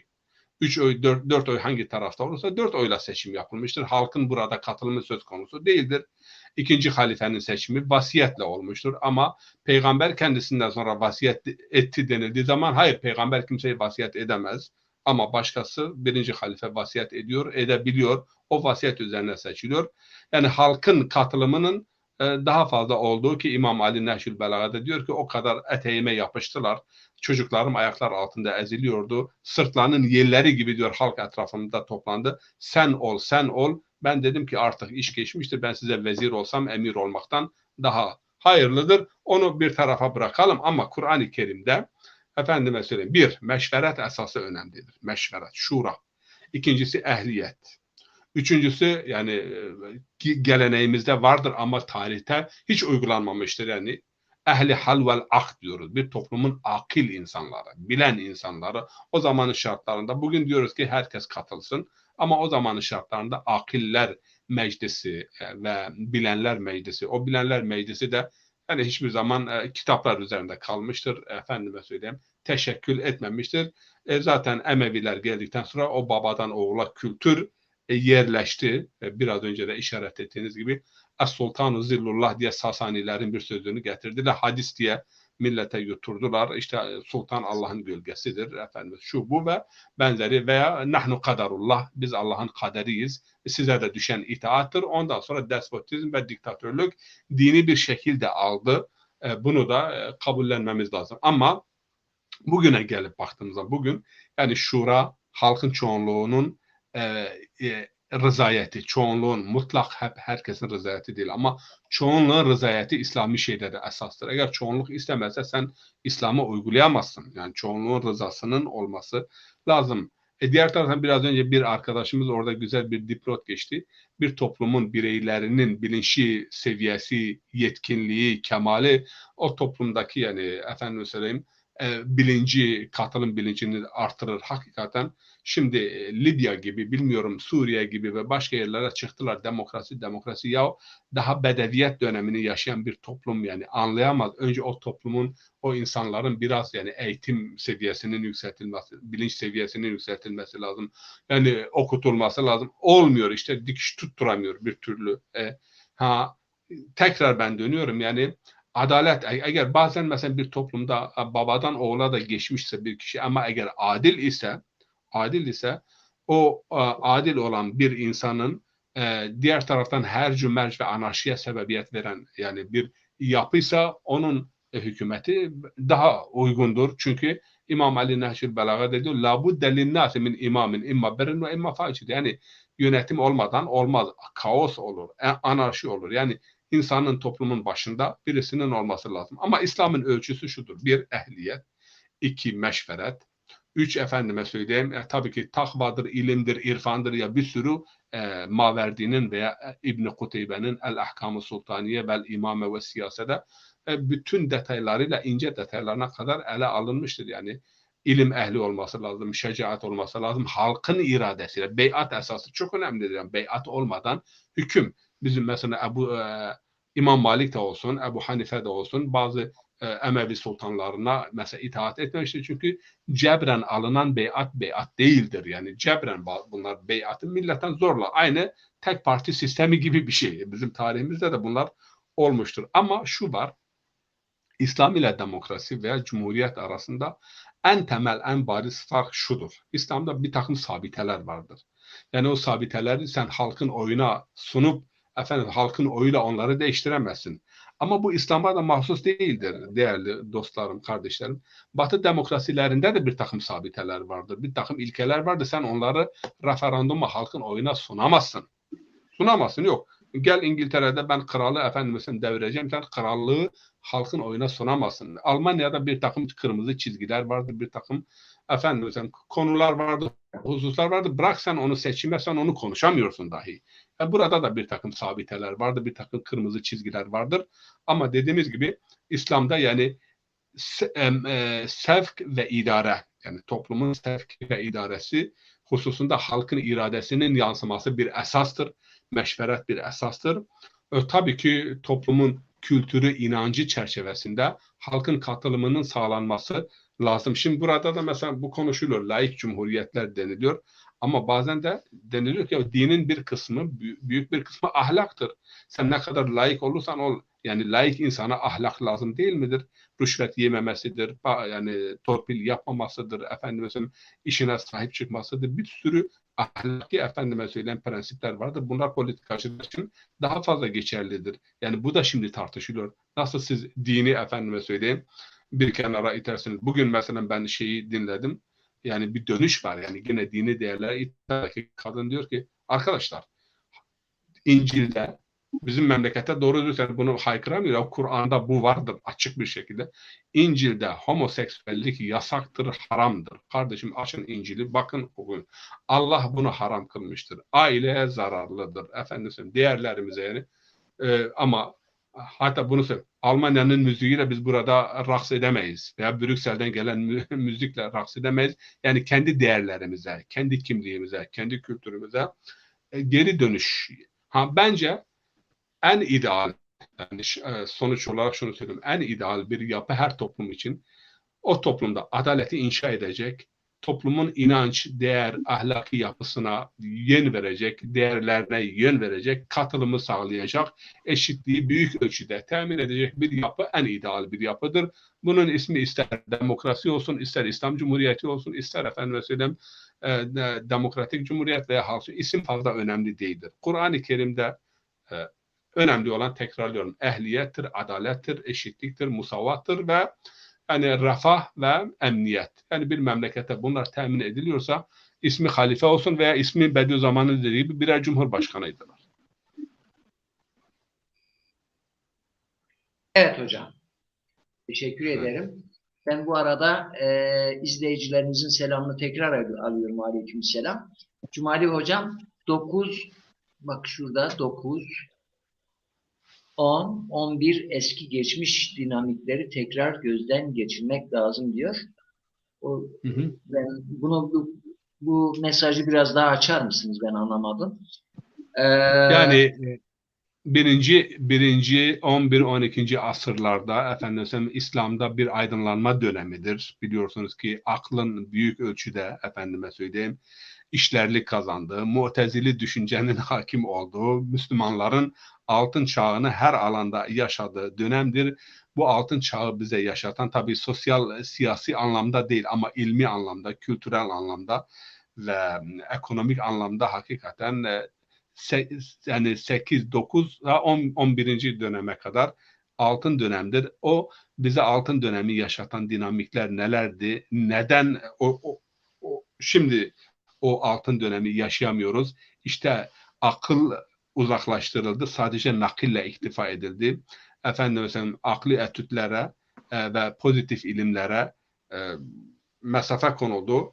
Açık bir ifadeyle Eş'arilik yerini Mu'tezile yerini Eş'ariliğe kaptırınca yani tabii ilimlerde olsun, astronomide olsun, matematikte olsun hiçbir ilerleme kaydetmedik. Bakın açık bir ifadeyle söylüyorum.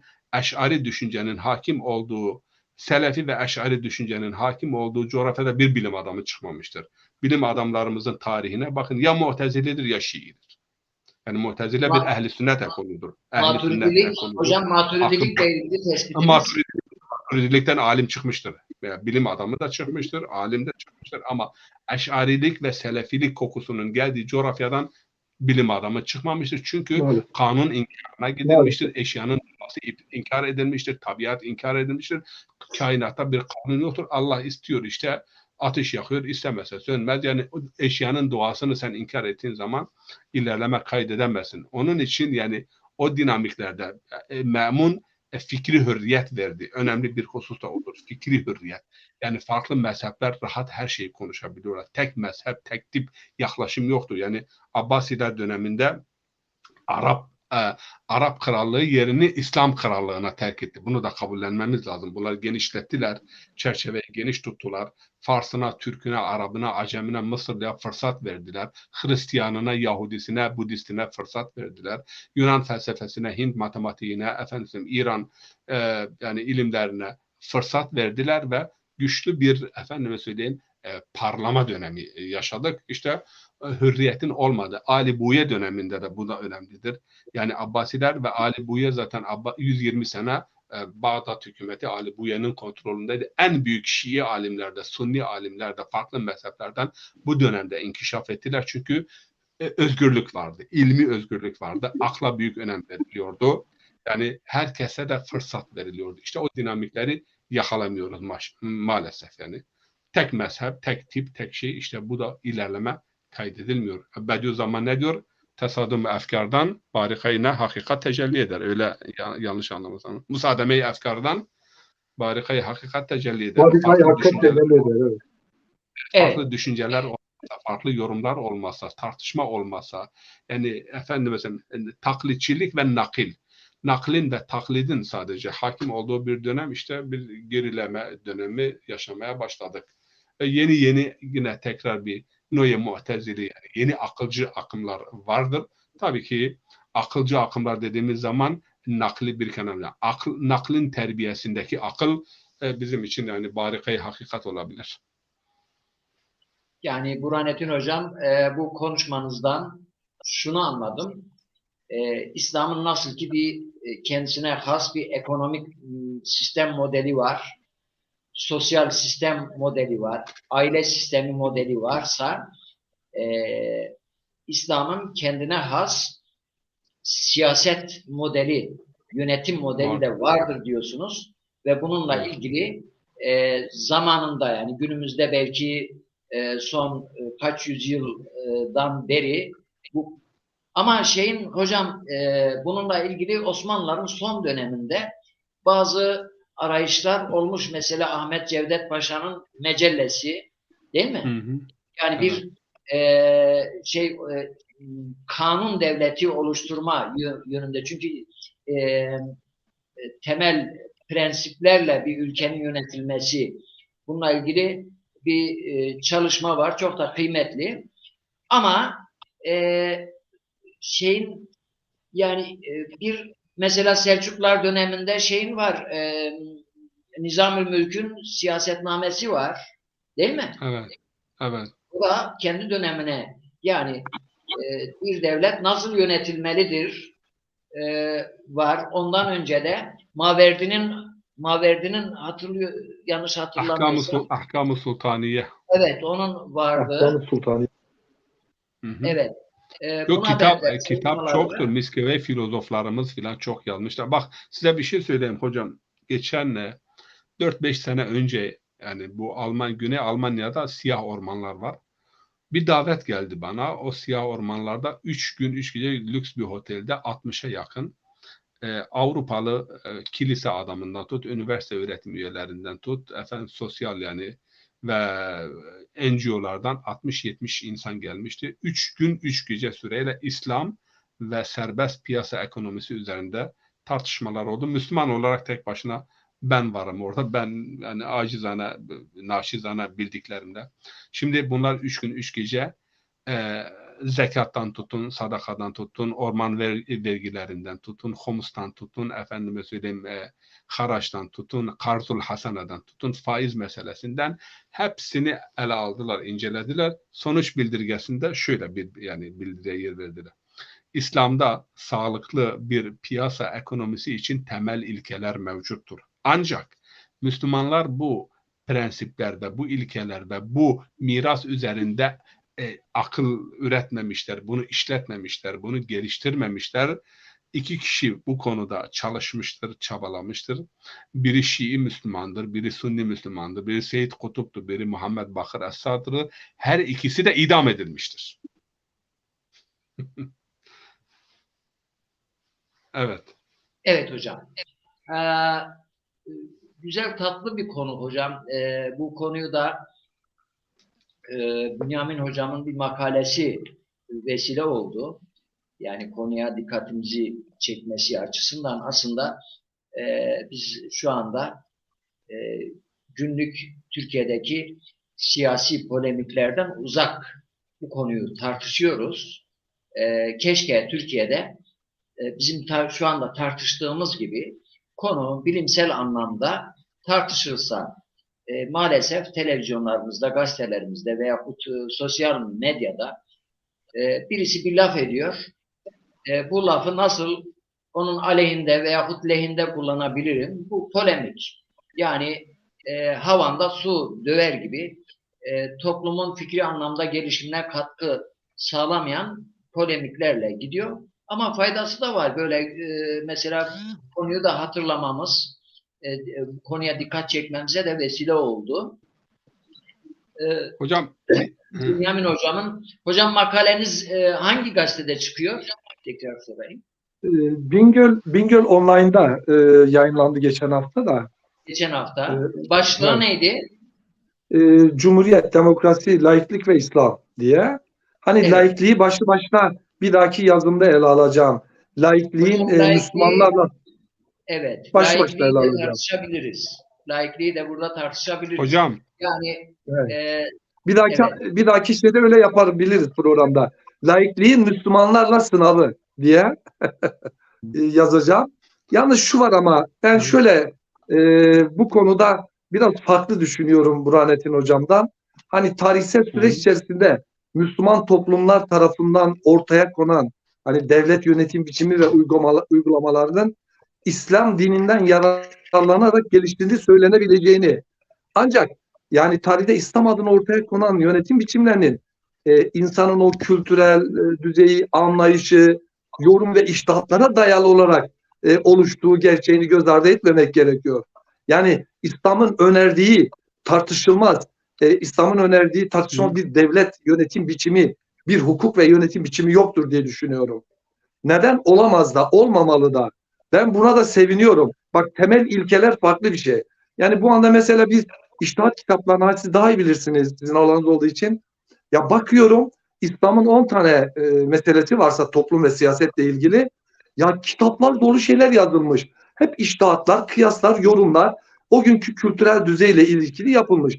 Dolayısıyla ortaya tarihsel süreç içerisinde konan İslam devletlerinin bizde oluşturduğu algı sorgulanmalıdır. Yani sanki işte o ortaya konanlar tam İslam gibi algılanıyor. Şimdi bugün Doğru. Afganistan'da yaşananlara biz tam İslam'dır diyemeyiz yani. Şimdi burada bence Dinleyemin sorun hocam, şu. buna tamamen Evet. katılıyorum. Bu tespite katılıyorum. İstifade Evet. edeceğimiz noktalar vardır ama olduğu gibi Elbette. onlar her şeyi yapmışlar, her şeyi elde etmişler, her şeyi tespit Elbette. etmeyi. Evet yani. Şimdi ben şunu diyorum. Yani şahsen Peygamberimizin Medine'yi göç ettiğinde, hicret ettiğinde ortaya koyduğu çok güzel bir uygulama var. Ben hep dikkatimi şu çekmiştir. Ya çok hani siz de bilirsiniz, Medine vesikası benim çok ilgi alanında olan bir şeydi. Yani koskoca Allah'ın bir peygamberi, sevgili peygamberi, Allah'tan aldığı dini emirleri diğer topluluklara dayatmıyor ya Medine vesikasıyla. Çok ilginçtir. İşte Beni Kaynuka, Beni Nadır, Beni Kurayza, Evs, Hazreç ve diğer birçok alt topluluklar var. Diyor ki bunlar kendi inançları esas alarak yargılanma hakkını veriyor onlara. Düşünün, bir peygamber ki Allah'tan dini emirleri aldığı halde onlara kendi dini emirlerini dayatmıyor. Benim kitabıma, ben burada hakem konumundayım ama benim kitabımın emirlerine illa uyacaksınız demiyor. Sadece ortak değerlere sahip çıkıyor. İşte zinayı, adam öldürmeyi, efendime söyleyeyim, topluma isyan etmeyi, ülkeyi korumayı gibi ortak esaslar getiriyor. Şimdi ben şuna söylüyorum. Şimdi siz öyle bir İslam devleti ortaya koyalım diye koyduğumuzda, siz başka hiçbir görüşe, başka bir yaşam biçimine ne kadar fırsat vereceksiniz? Şimdi İslam o kadar grupçu bir anlayışla bölünmüş ki, o kadar bir cemaatsel arka planı var ki, her cemaatin İslam'dan anladığı gerçekten birbirinden farklı şeyler. Şimdi bunların bir İslam devletini düşünün. Bunların uygulayacağı şey kendilerinin İslam'dan anladığı şeydir. Şimdi dolayısıyla yani İslam burada, eğer siz başarısızsanız, İslam'ı yanlış değerlendirmişseniz ve ekonomik anlamda gerileme yaşıyorsanız, bilimde ilerleyemiyorsanız faturası İslam'a çıkacaktır. Halbuki İslam bunu hak etmiyor. Dolayısıyla ben şunu diyorum. Allah bize her peygamberden şeriatı değiştirmiştir. Ahir zaman peygamberine de bizi geliştirecek temel ilkeleri koymuştur. Başımızın gözümüzün üzerinde yeri vardır. Bunlardan yararlanarak bilim ve akılla, irfanla, hikmetle bunları çağa en uygun şekilde geliştirerek hayata geçirmeliyiz. Bizden beklediği budur. Yani İslam bize böyle hazır uygulayacağımız, adım başı ne yapacağımız bir paket sunmuyor. Bazı Müslüman kesimde böyle bir yanlış algı var yani Burhanettin Hocam, Abdullah Hocam. Sanki İslam'ın işte %5'i, 10'unu oluşturan o toplum ve yönetimle ilgili İslam'ın temel kutsiyet değeriymiş gibi algılanıyor. Halbuki makasudul şeria var, onun uygulanma biçimi var. Hani daha bilirsiniz. Yani şimdi bunları hiç göz ardı ediyoruz biz. Burada önümüzdeki sohbetten makasıd-ı şeriayı ele alalım. Önemli konu. ele alabiliriz yani mesela. Dolayısıyla hiç kimse şu iddiada bulunmasın yani. İslam eşittir şu diyemez. Yani böyle bir iddiada bulunamaz. İslam, Allah'ın peygamberi bile farklı toplumları eşitlikçi bir düzlemde onlara hak vererek, inançlarına saygı duyarak, kültürlerine saygı duyarak yönetmiştir. Peki ben şimdi size diyorum, %20 İslam'ın tüm ahkamını uygulamak isteyen bir kitle olduğunu düşünün. Devlet ortasına gelecek. Erki bu %20'nin dünya görüşüne, inancına göre %80'ine dayattığını düşünün. İnanmadığı halde, yaşam biçimi olarak benimsemediği halde bir topluma İslam'ın kurallarını dayatmak ne kadar doğru ve ne kadar bizi sonuca götürebilir? Yani dolayısıyla devletlerin ne kadar nötr kalması, mesela laikliğin çıkması da burada. Mesela laiklik, evet, dine ne de dinsizliğe dayanmaması gereken bir ilkeyken maalesef dinsizliğe dayanan bir ilke uygulanmış. Bana bir dünya görüşü dayatıyor. Benim imanımın gerektirdiği, Kur'an'a imanımın gerektirdiği aile hukukum, şahsi hukukumun bana uygulanmasını engelliyor. Şimdi mesela laikliğin bir çıkmazıdır bu. Mesela dolayısıyla İslam'da da bu aynı şey söz konusu. Eğer siz İslam adına bir yönetim ortaya koyar ve İslam'ın ahkamını Kur'an'a dayalı yönettiğinizi iddia eder ve toplumların hiçbir özgürlük alanı tanımazsanız, yaşam biçimine saygı duymazsanız, farklı inanç gruplarına hak tanımazsanız ciddi bir sorundur bu çağda. Yani onun için mesela Bediüzzaman'ın çok güzel bir yaklaşımı vardır. Toplumun ne kadar %60-70'i İslam ahlakıyla bezenirse, İslam ahlakına sahip olursa hem belki İslam'a dayalı bir parti ve İslami bir yönetim söz konusu olabilir diyor. Aksi halde diyor İslam'ı temsil etme adına ortaya çıktığımız zaman toplumun ahlakı uygulaması buna yeterli olmadığı için diyor İslam bundan çok zarar görür. O zaman diyor yapılacak şey fırsat ne kadar demokrasinin imkanlarından nimetinden İslam'ın o %90'lık ahlakını, tevhidini, ubudiyetini, insanlığını, vicdanını, hürmetini ortaya koyabilirsek o zaman toplumda biz söz sahibi oluruz. Nitekim Resulullah Aleyhisselatü Vesselam kısa zamanda Medine'nin üçte üçünü tamamını İslam'ı kabul edecek hale getirdi yani. Ve bunu dayatmadan yaptı. Ekonomik model mi? Hemen Yahudi pazarına alternatif İslam pazarı kurdu. Eğitim modeli mi? Hemen ashab-ı suffa ve aile eğitimini devreye koydu. Liderlik nasıl yapılır? Bir askeri seriye nasıl yönetilir? Hemen uygulamayı koydu. Bir hakim, devlet başkanı nasıl adil olur? İnanç grupları arasında dedi ki siz Yahudi'ye kendi kitabınıza göre mi, benim hükmüme göre mi icra edilmek istiyorsunuz? Buna saygı duydu ya bir peygamber. Evet hocam. Yani böyle çok konu var yani hocam, aslında. Bu akşam sizi çok yorduk herhalde. Boğazınız. Yok biraz üşütmüşüm. Bulunduğum yerde soğuktur. Ben üşüttüm biraz ondan. Yani kısacası Bingöl'de sana iyi bakmıyorlar. Bunun vallahi üşüttüm. 2-3 gün biraz evet yıprandık ya. Evet. Kusura bakmayın öksürdüm. Gence gelseydiniz, bize misafir olsaydınız bu Doğrudur şikayetler vallahi. olmazdı. Yani size daha iyi bakardım. Biraz da bu gece yanlış bir odada oturdum. Biraz serin oldu hatta. Serin. Ayaklarımdan. Dikkat edin. Üstünüze bir şey daha giyin bu arada.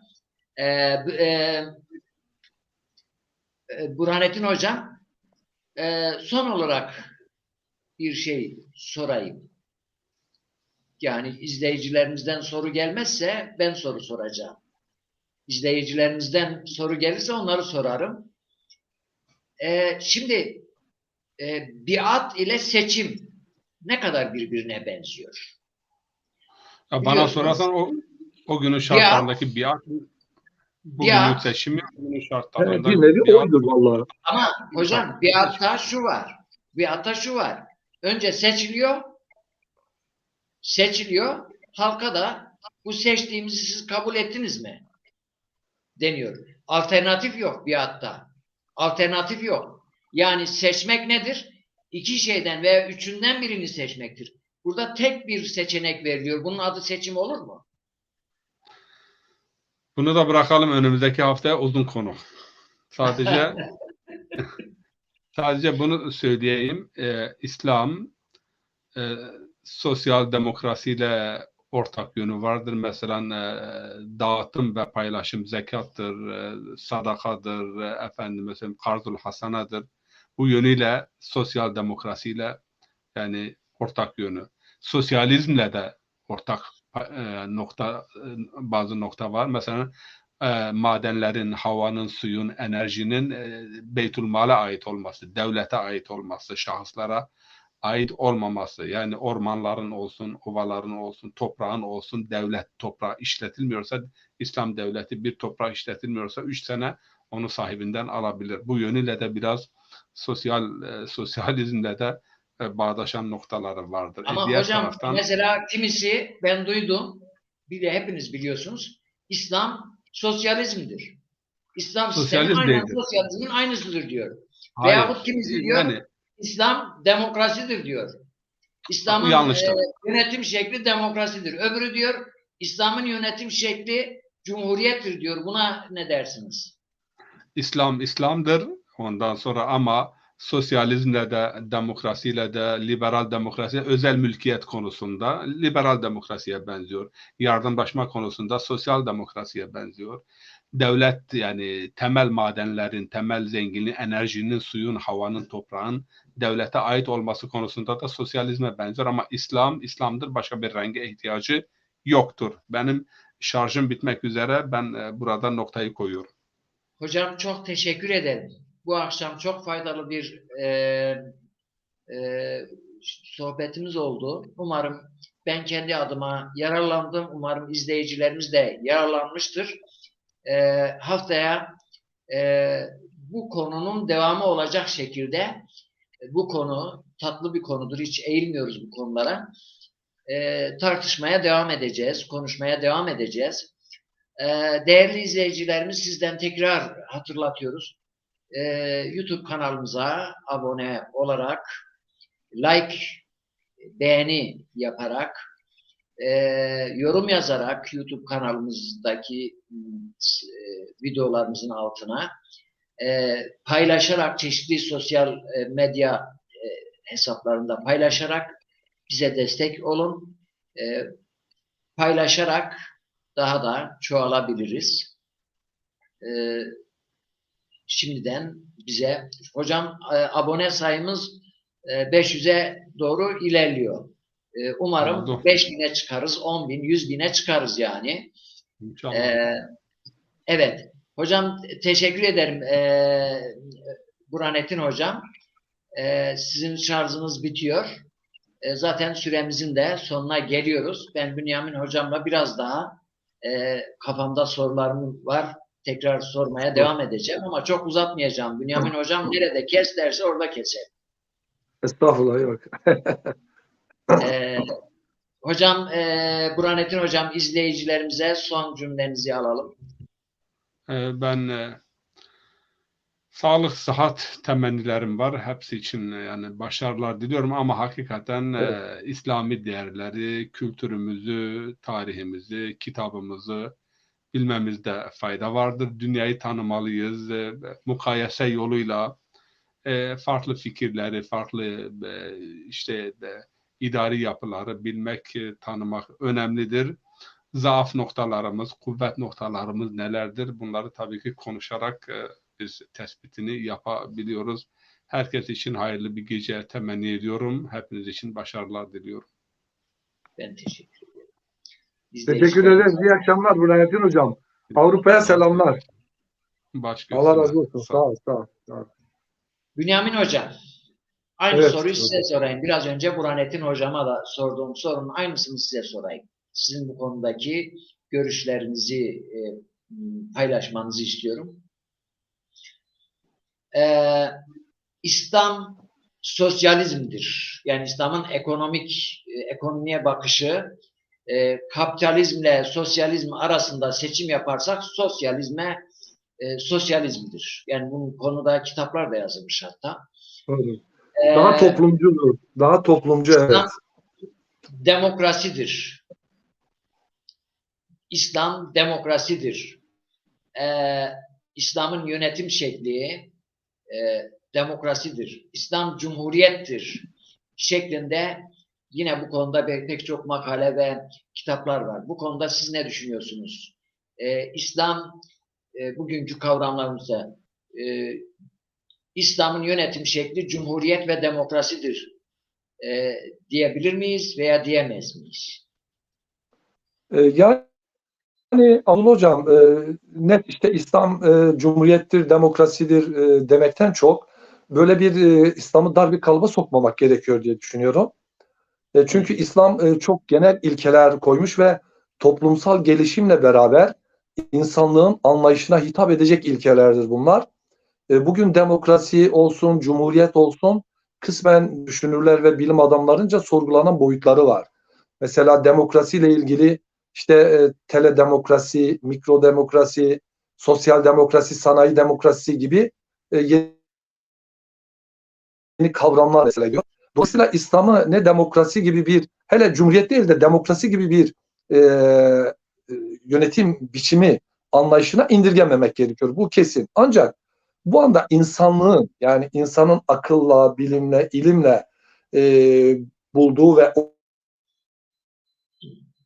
ortaya koyduğu yönetim biçimi, rejimi açısından ya demokrasinin alternatifi yok gibidir yani. Neden derseniz bütün eksikliğine rağmen yani demokrasi sonuçta halkın değerlerini ve inançlarının yönetimde belirleyici olacağı o argümanına dayanır. Yani der ki halk ne istiyorsa siz isterseniz Adnan Menderes öyle dedi ya, isterseniz halifeliği de getirebilirsiniz.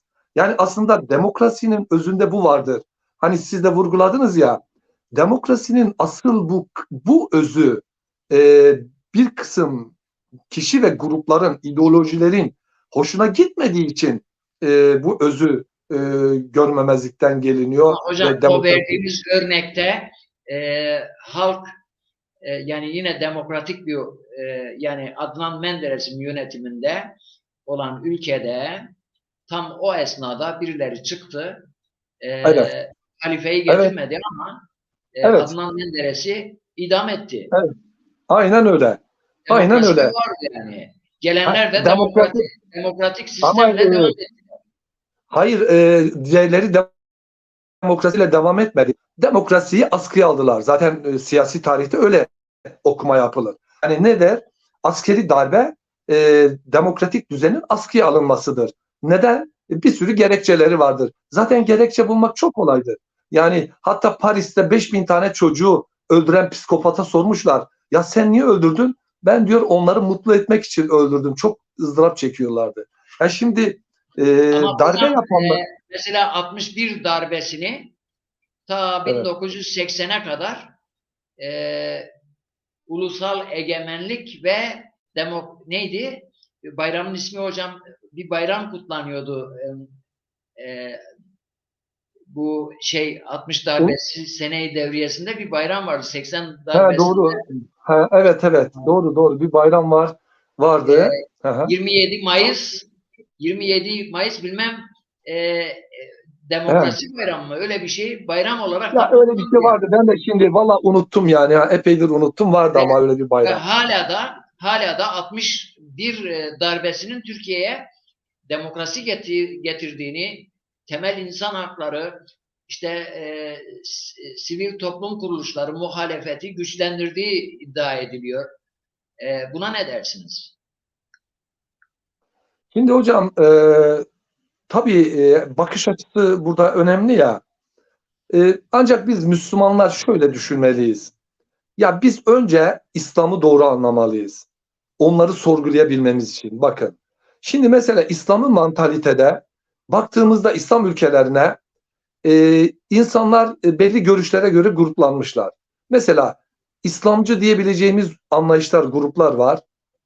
Ondan sonra demokrasiyi benimseyen ulusalcı gruplar var. İşte sayacağım birçok gruplar var. Tüm bu gruplar mantalitede birbirine benziyorlar. Yani şunu düşünüyor tüm grup. Ben egemen olursam, bir biçimde gücü ele geçirirsem toplumu üstten alta doğru kendi dünya görüşüme göre adam edeceğim, yeniden inşa edeceğim. Şimdi bakın bu mantalite olduğu zaman siz karşıya haklı bir gerekçe veriyorsunuz. Nitekim İslam ülkelerine bakıldığında karşı adam ne diyor? Siz diyor bunu yapıyorsunuz. Ben özgürlüğümün kısıtlanmasını istemiyorum. Bu nedenle ben kendimi, geleceğimi garanti almak için bu darbeleri bile meşru görebiliyorum diyor. Şimdi tabii o darbeyle getirilen anayasada biliyorsunuz birkaç belli şeyler getirildi yani anayasal maddeler. Zaten amaçlarına ulaştılar. Belli bir şeyi biçtiler yani. Önünü kestiklerini düşündüler. Ama başarabildiler mi? Hayır. Yani Türkiye'de 1950'den sonra bir kırılma yaşandığı gerçeğini kabul edelim yani. Yani her ne kadar demokrasi tam anlamıyla uygulanmamış olsa bile bizim demokrasiden yararlanarak inançlarımızla ilgili birçok hakları elde ettiğimiz gerçeğini görmek gerekiyor. Yani 50'deki halktaki bayramın sebebi elinden alınanlar geri verildi. Yani Evet. elinden Evet. alınanlar geri verildi. Yeni bir şey verilmedi. Hocam burada Yani elinde yani Tek Parti Cumhuriyet Halk döneminde halktan alınanların bir kısmı geri verildi. tamam hocam, halkın elinden alınanlar geri verildi ama sonuçta bazı haklar elde ettik yani. Şöyle ve böyle. Sonuç önemli burada. Yani bizim özgür ortamda eşit. Ama hocam burada şudur. Bu haklar padişah tarafından alınmamıştı.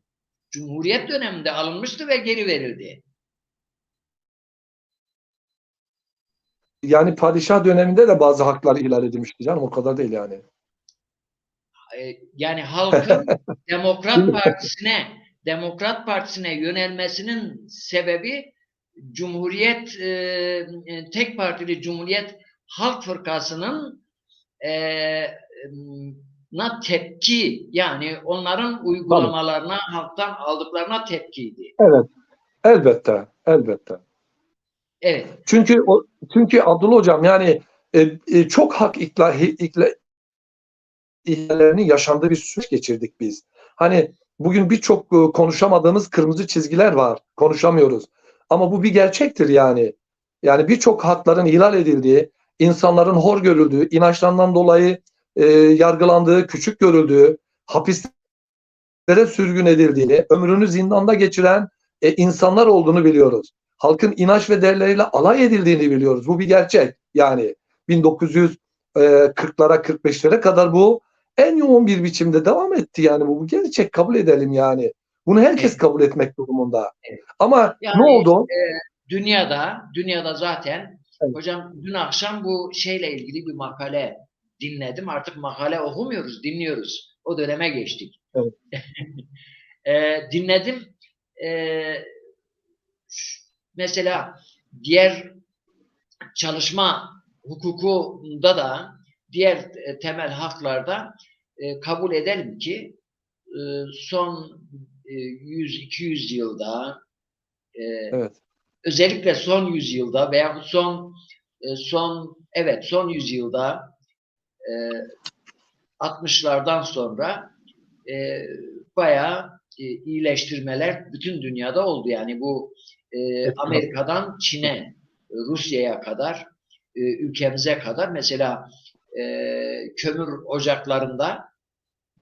ocaklarında bu son hadisede yine gündem oldu.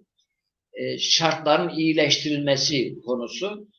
Yani bundan 100 sene önce insanlar köle gibi, hayvan gibi kömür ocaklarında çalıştırılıyorlardı. Yani orada insanların ölmesi, yüzlerce insanın ölmesi çok insanların umurunda değildi. Ama bu temel iş sağlığı konularında dünyada iyileştirme neticesinde bunlar gittikçe azaltılmıştır. Yani Çin'den Amerika'ya kadar bütün ülkelerde temel insan hakları konularında mesela 1960'lara kadar Avrupa'da birçok ülkede hayvan bahçeleri gibi çeşitli ülkelerden getirilen insan bahçeleri vardı. Yani tutsak edilmiş insanlar çeşitli ülkelerden Avrupa'da müşteri amaçlı kullanan köle gibi kullanılıyordu. Veyahut zencilerle ilgili çeşitli hakların gelişimi Güney Afrika'dan Amerika'ya kadar dünyada gelişme gösterildi. Yani dünyada böyle bir anlayış, olumlu bir anlayış. Bunları da kabul edelim, tespit edelim. Yani şimdi evet. O zaman şöyle hocam, şu tespitte bulunalım. Demokrasi ve cumhuriyetin içinde güzel şeyler var. Yani her yönetim şeklinin olumlu ve olumsuz tarafları da var. Elbette. Elbette. Bu anlamda o olumlu şeyleri İslam'la çelişmiyor, uyuşuyor. diyebiliriz benim anladığım kadarıyla, sizden anladığım kadarıyla. Yine İslam'ın temel bir yönetim şekli, yani isimlendirme olarak yapılamaz. Ama bu konuda yönetimin seçilmesi, yönetimin idare edilmesi vesaire bu konuda temel prensipleri var. Kur'an ve sünnetten veyahut ulemanın eserlerinden bu konuda temel prensipler vardır. Bu temel prensiplerimiz bugünkü dünyada evrensel ilkelerin daha önündedir diyebilir miyiz? Şimdi Abdullah Hocam, aslında işin özünde şöyle bizim yaklaşmamız gerekiyor. Şimdi sizin de belirttiğiniz gibi dünyada insan hakları, özgürlük, eşitlik, hukukun üstünlüğü, işte ekonomik alandaki iyileştirmeler ve gelir dağılımında adil bölüşüm, çalışma koşullarının iyileştirilmesi falan, toplumsal birçok alanda iyileşme yaşıyoruz. Ama asıl sorun şu, yani Abdullah Hocam, biz bir nebevi yöntemden, Müslüman olarak nebevi yöntemden hareketle İslami bir bakış açısı geliştirmeliyiz. Olayları bu perspektifte ele almalıyız. Şimdi mesela demokrasilerde kişiler isterlerse, çoğunluk elde ederlerse istediği kuralları koyarlar. Teorikte bu böyle. Bunun İslam adına belki tartışılabilir. Yani mesela çoğunluk isterse ya biz kısası uygulamayacağız. Zinayı serbest bırakacağız. Bir Müslüman buna nasıl yanaşır? Şimdi bu konular farklı konular.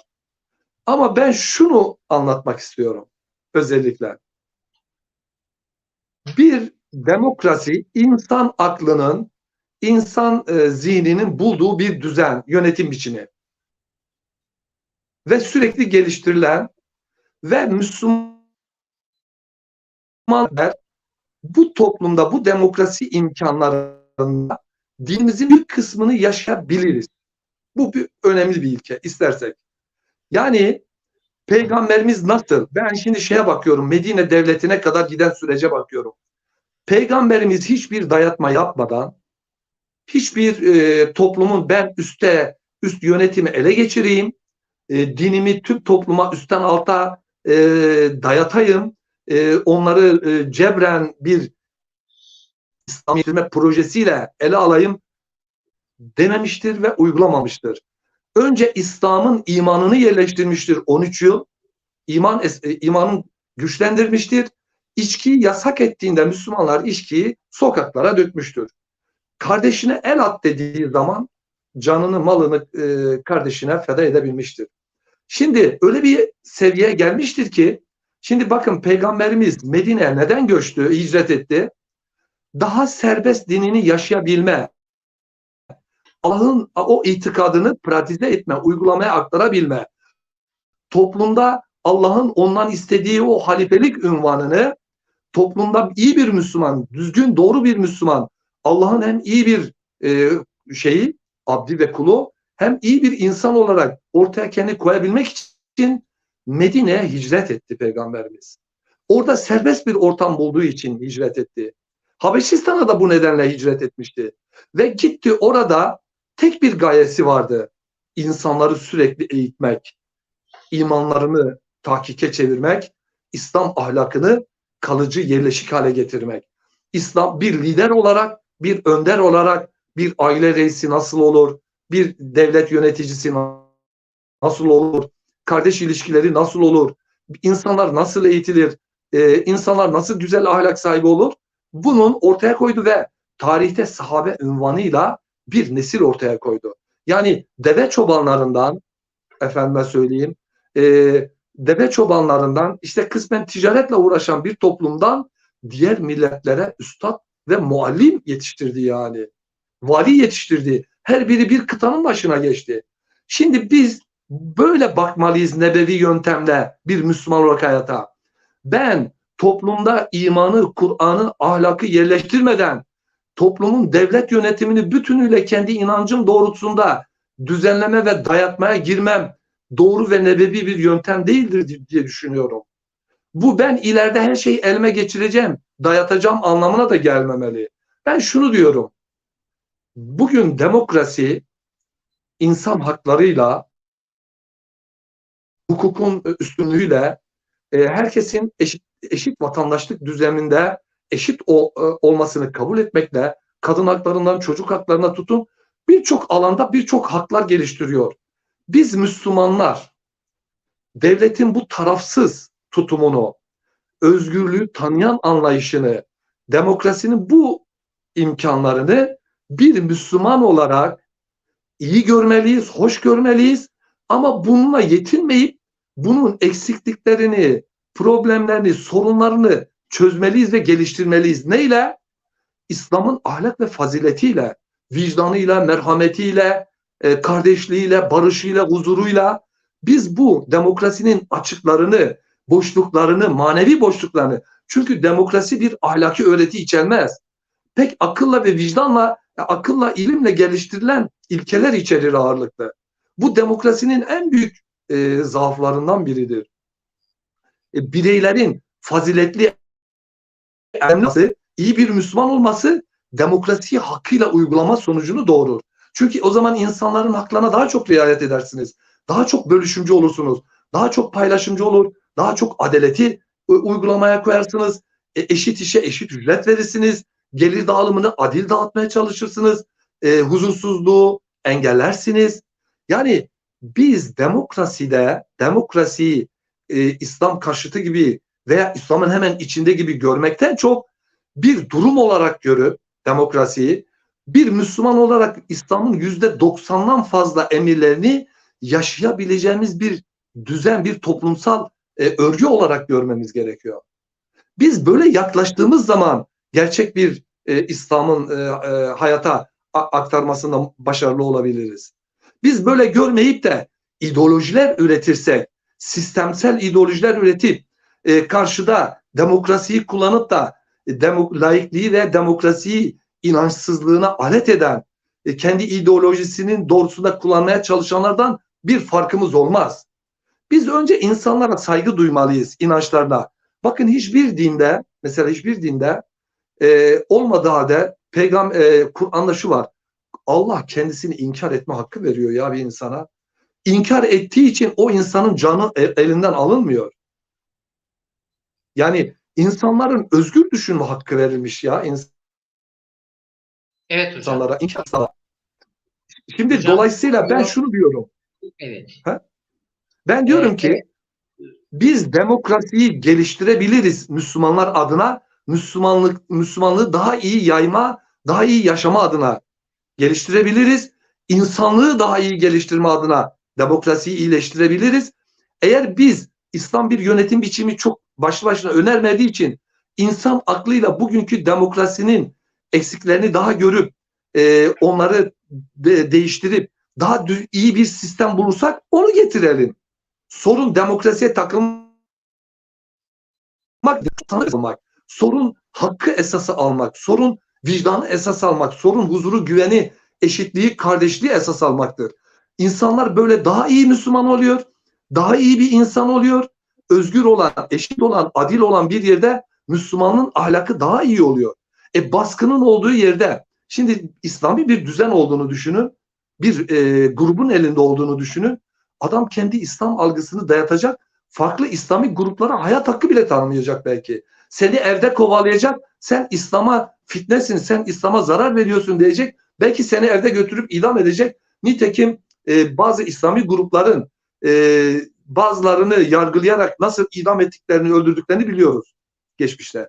Şimdi biz demokrasiye böyle yaklaşmalıyız diye düşünüyorum. Yani demokrasi bugün insanlığın bulduğu hiç de fena olmayan bizim Müslüman olarak iletişimimiz, topluma aktarabileceğimiz, yönetimle İslam'ın değerlerini aktarabileceğimiz bir düzendir. Neden biz demokrasiye karşı çıkalım ki? Yani eksiği varsa iyileştirelim. Burada şunu söyleyeyim size. Demokrasi kavramının içini neyle dolduracağımıza bağlıdır. Yani mesela Amerika Irak'a demokrasi getirdi. o iddiayla geldi. Getirdiği neydi? Veyahut bunun örnekleri çok. Demokratik bilmem Kongo Cumhuriyeti. Demokratik Kongo Cumhuriyeti. Kongo'ya ne kadar demokratik. Yani işte biz de Müslümanca getirelim. Müslüman bir demokrasi getirelim. Yani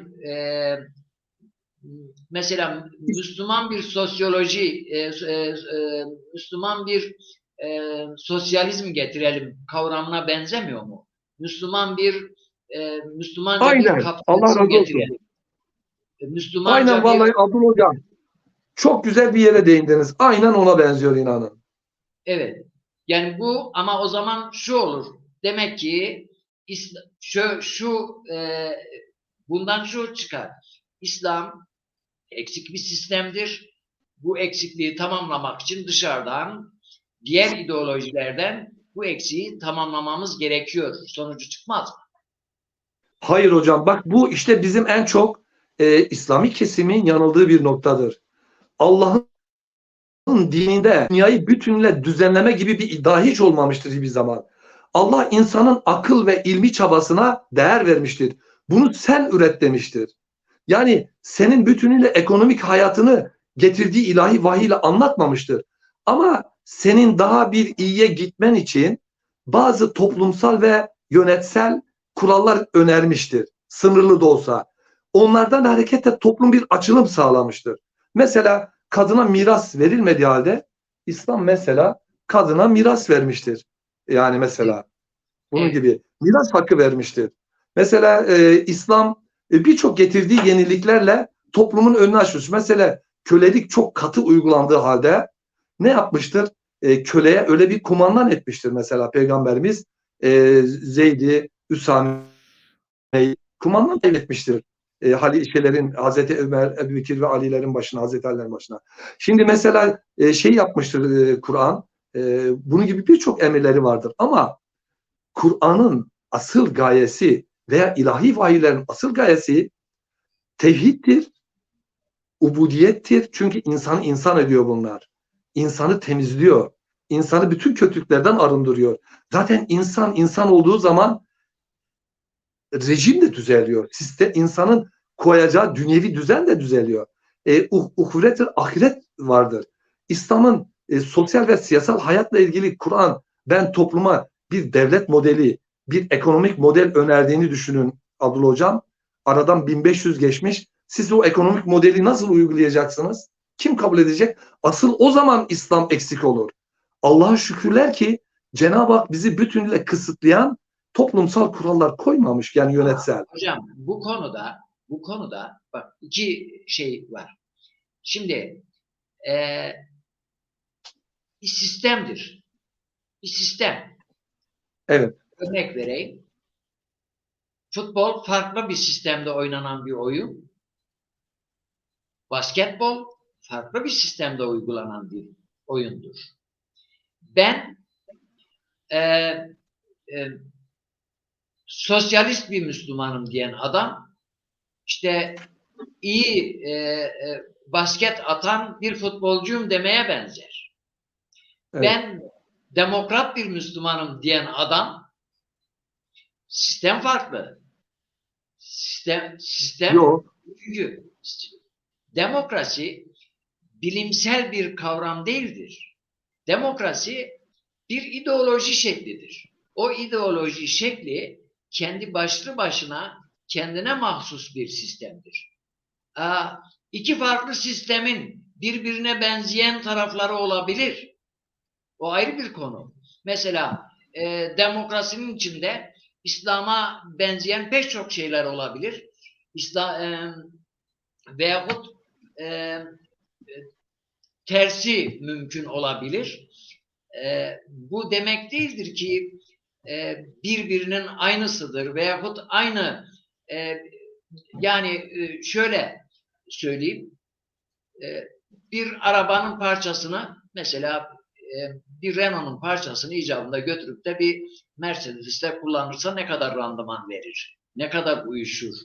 Buna benzer. Yani bu matematik olsa farklı. Bakınız. Bilimsel bir konu farklıdır. Ama ideolojik Hocam, bir yolu farklıdır. Abdullah Hocam şöyle tekrar geliyorum. Ben burada kısmen katılmayacağım size. Evet. Şöyle yine tekrarlamak istiyorum. İslam bir yönetimin nasıl olacağına ilişkin açık bir öneriler paketi yoktur İslam'da Ama diye demokraside de yok. Demokraside de ama demokrasi şudur.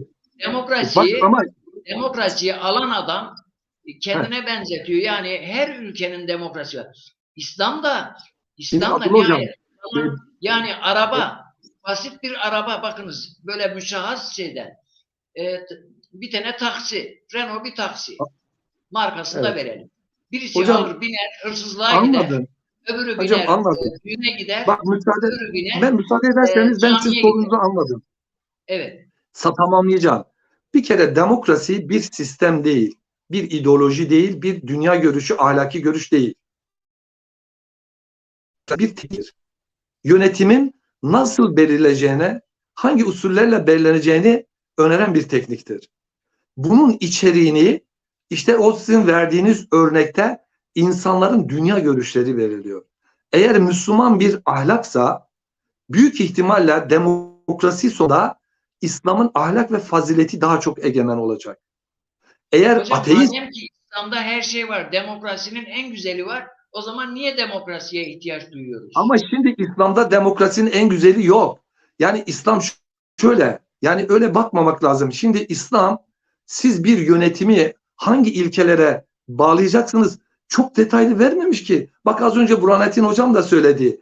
Ya liyakat, ehliyet, şura, meşveret gibi temel ilkeler var değerli hocam. Ama Şimdi demokraside de temel ilkeler var. Onda da çok hayır. ayrıntı yok.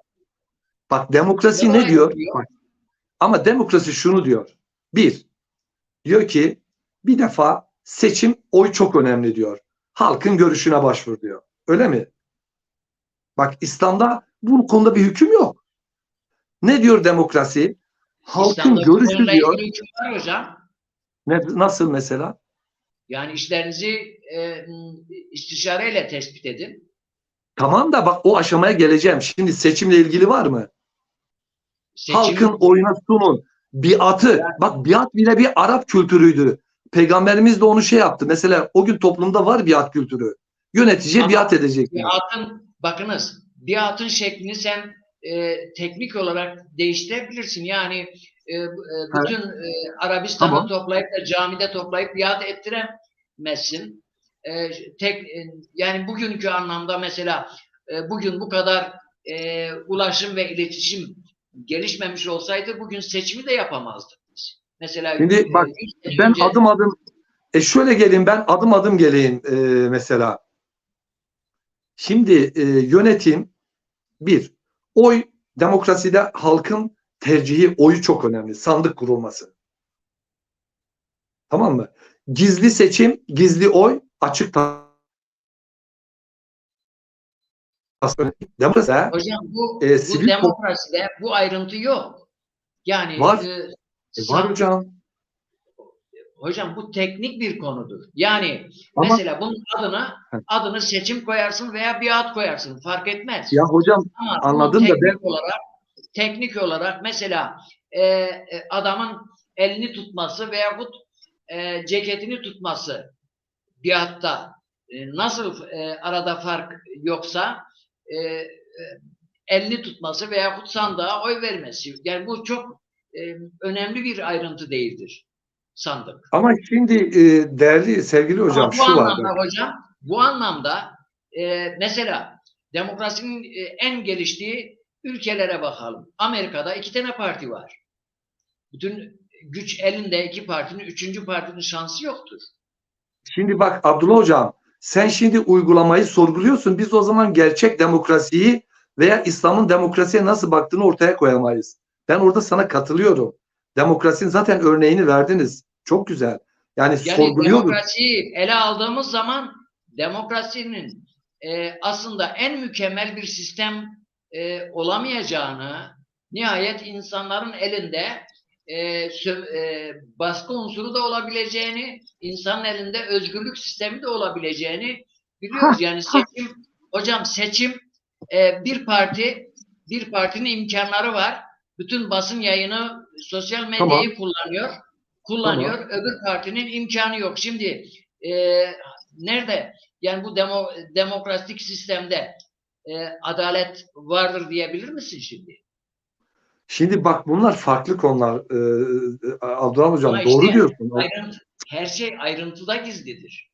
Ayrıntıda gizlidir de benim anlatmak istediğim şu, bakın şimdi bir noktada konsensüse ulaşmamız lazım. Şimdi de zaten demokrasi kötülerin iyisidir.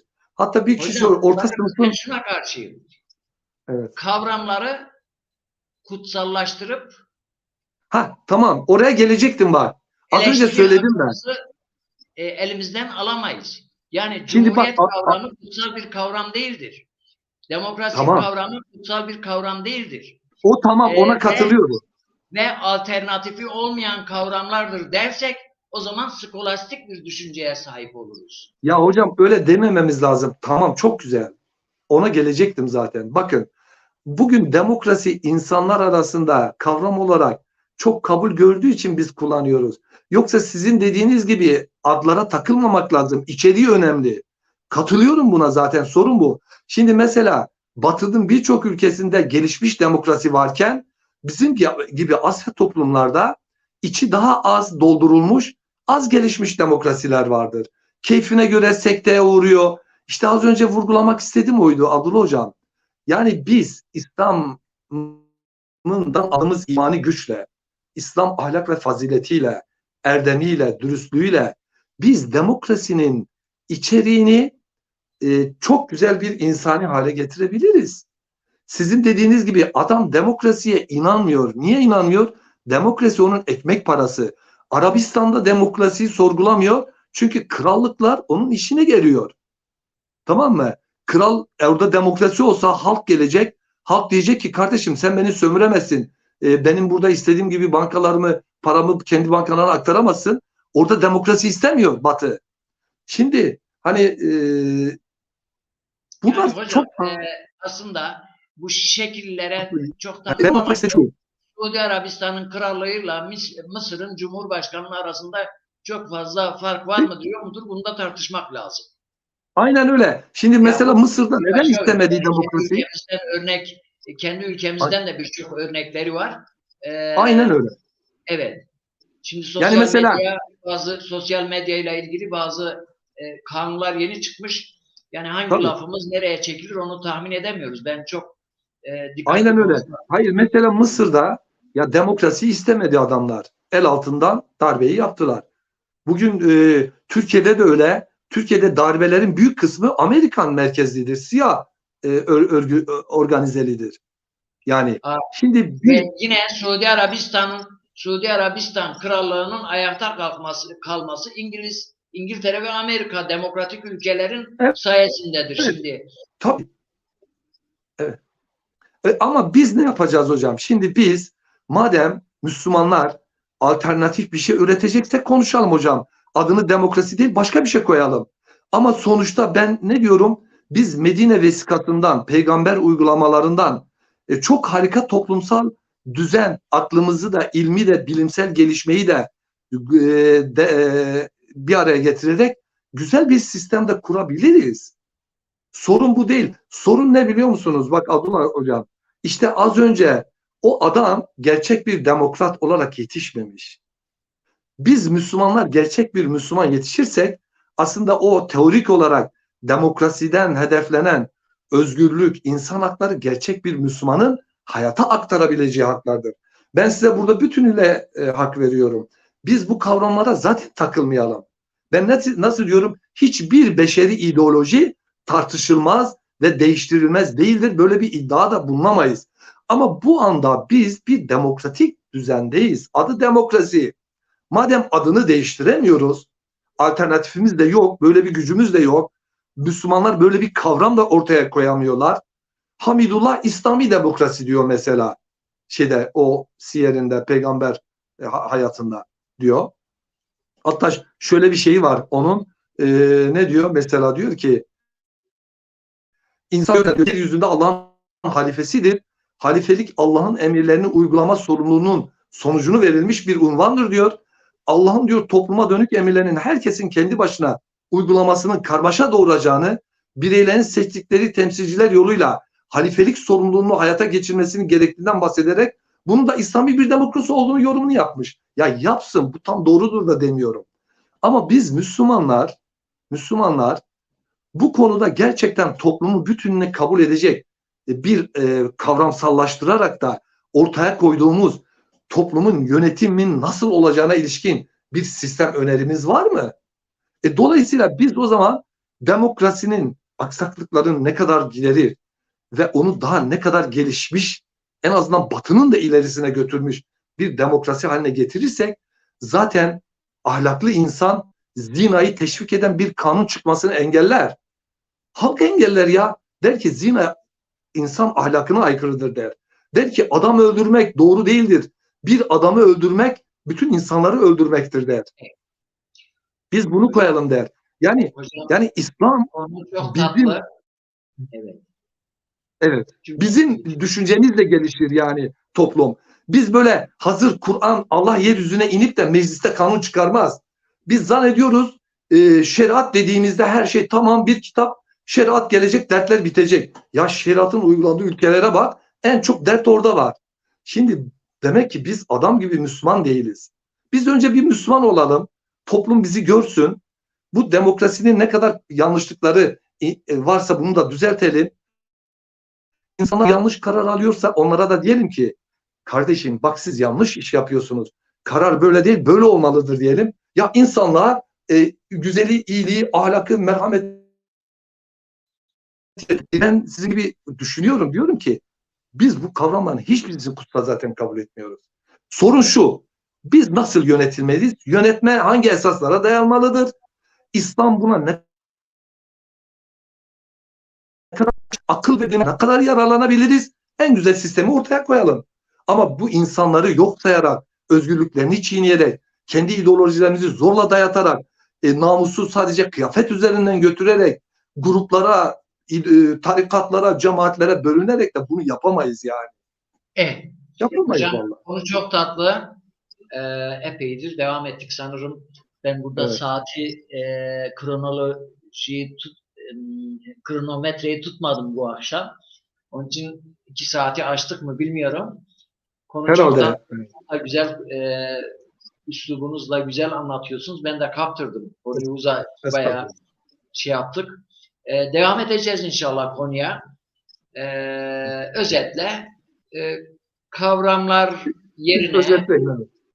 yerine kavramların içini neyle dolduracağımızı Evet. ve bu güzel kavramları kimin hangi seviyede, hangi eğitim seviyesindeki, hangi anlayıştaki insanlar tarafından kullanılacağı çok daha önemlidir.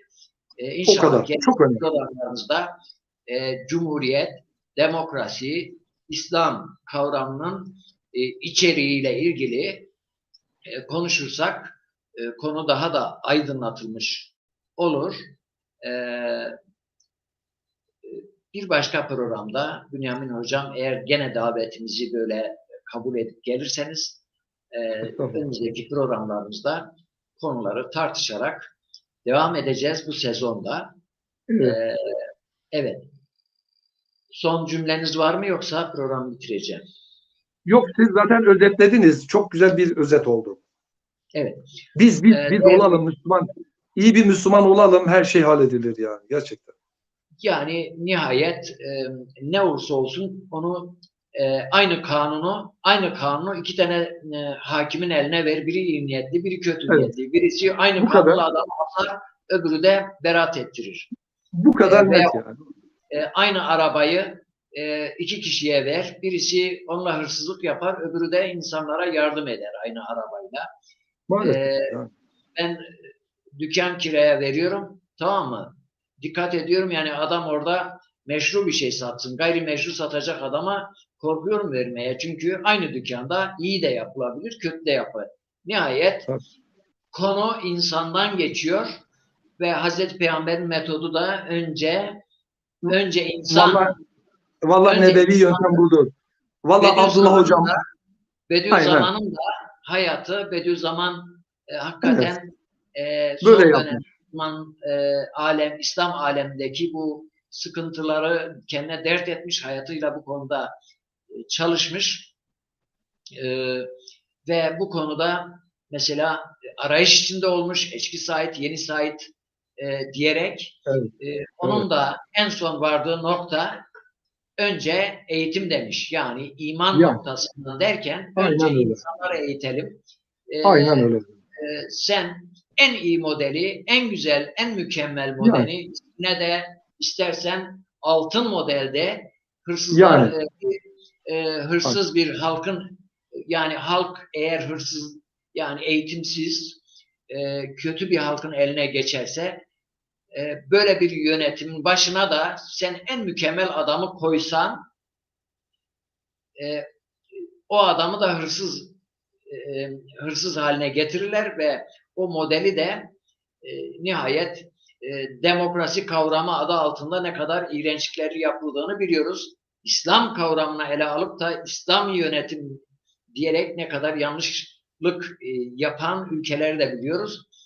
Demek ki önce insan demeliyiz. Önce bu kadar. eğitim, Olay bu. iyi Evet. bir insan modeli, eğitimli bir insan modelinden her şey geçer. Kavramlarla biz kurtulamayız. Yani kavramlar yani Tabii. ben şimdi şu dükkanımın şu oturduğum yerin önüne ben Beyaz Saray yazarsam Amerika'nın Beyaz Sarayı olmaz yani. Kireçli bir ev Aynen. olur ki. Nihayet isim, kavramlar içi doldurulmadıkça bir şeye yaramıyor. Ve bunların kimin elinde? Yani Kaleşnikov silahını icat eden adam en sonunda pişman olmuş icat ettiğini. Ya Abdullah Hocam, şimdi IŞİD kafasına verdiğini düşün. Vallahi 80 dayak atmayı şeriat sanır ve olayı bitirir yani. Ya, bu konuda hadis-i şerifler vardır. Yani ileride mesela bununla ilgili hadis-i şerifler hepiniz biliyorsunuz. İslam adı altında neler neler yapılacağına Ya, Peygamberimizin öngörüleri var. evet. Keramet mucize gibi tek tek çıkıyor. Yani Hristiyanlık Hazreti İsa'nın tebliğ ettiği Hristiyanlık en sonunda şu anda dünyada misyonerler eliyle Ya, emperyalizmin oyuncağı haline getirilmiş. Demek ya, ki önce ya. insan demeliyiz. Önce insan, önce insan. Kul euzu Nebevi bi yöntem bu. nas, Vallahi melikin nebevi nas, yöntem bu. ilahin Aynen. nas, min şerril vesvasil hannas, ellezî yuvesvisu fî sudurin nas, minel cinneti ven nas. Kur'an'ın Amin. son Amin. suresi Nas suresidir. Evet. İnsan. Son kelimesi de Kur'an'ın en son suresinin son kelimesi de insan.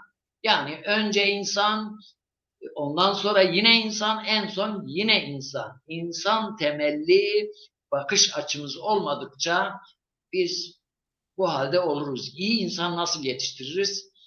Buna bakmamız gerekir diye düşünüyorum. Bu Nas ile bitirmiş olalım. Evet. Değerli izleyicilerimiz, programımız burada bitiyor. Hepinize hayırlı geceler diliyorum. Hayırlı akşamlar dilerim. Çok teşekkür ederim. Dinleyenlere de sevgi ve saygılarımı sunuyorum. Biz de çok teşekkür ediyoruz. Yorulmadan sabırla programımıza devam ettiniz. Biraz da uzattık. Kusura kalmayın. Rahatsız oldunuz Yok, orada. estağfurullah. Vallahi bu gece misafirler vardı. Söz verdiğim halde katıldım yani. Evde misafirler de vardı. Evet, Allah Eyvallah. razı olsun. Değerli izleyicilerimiz, hoş kalın, hoş kalın, hoşça kalın, esen kalın, barış içinde Allah'a kalın, emanet olun. ulu kalın. Allah'a teslim olun. Selam, teslim aynı kökten hocam. Evet. Selam, teslim olmak, İslam olmak, Müslüman olmak hepsi aynı kökten. Teslimiyettir. Ve selamu aleyküm ve rahmetullahi ve berekatuhu.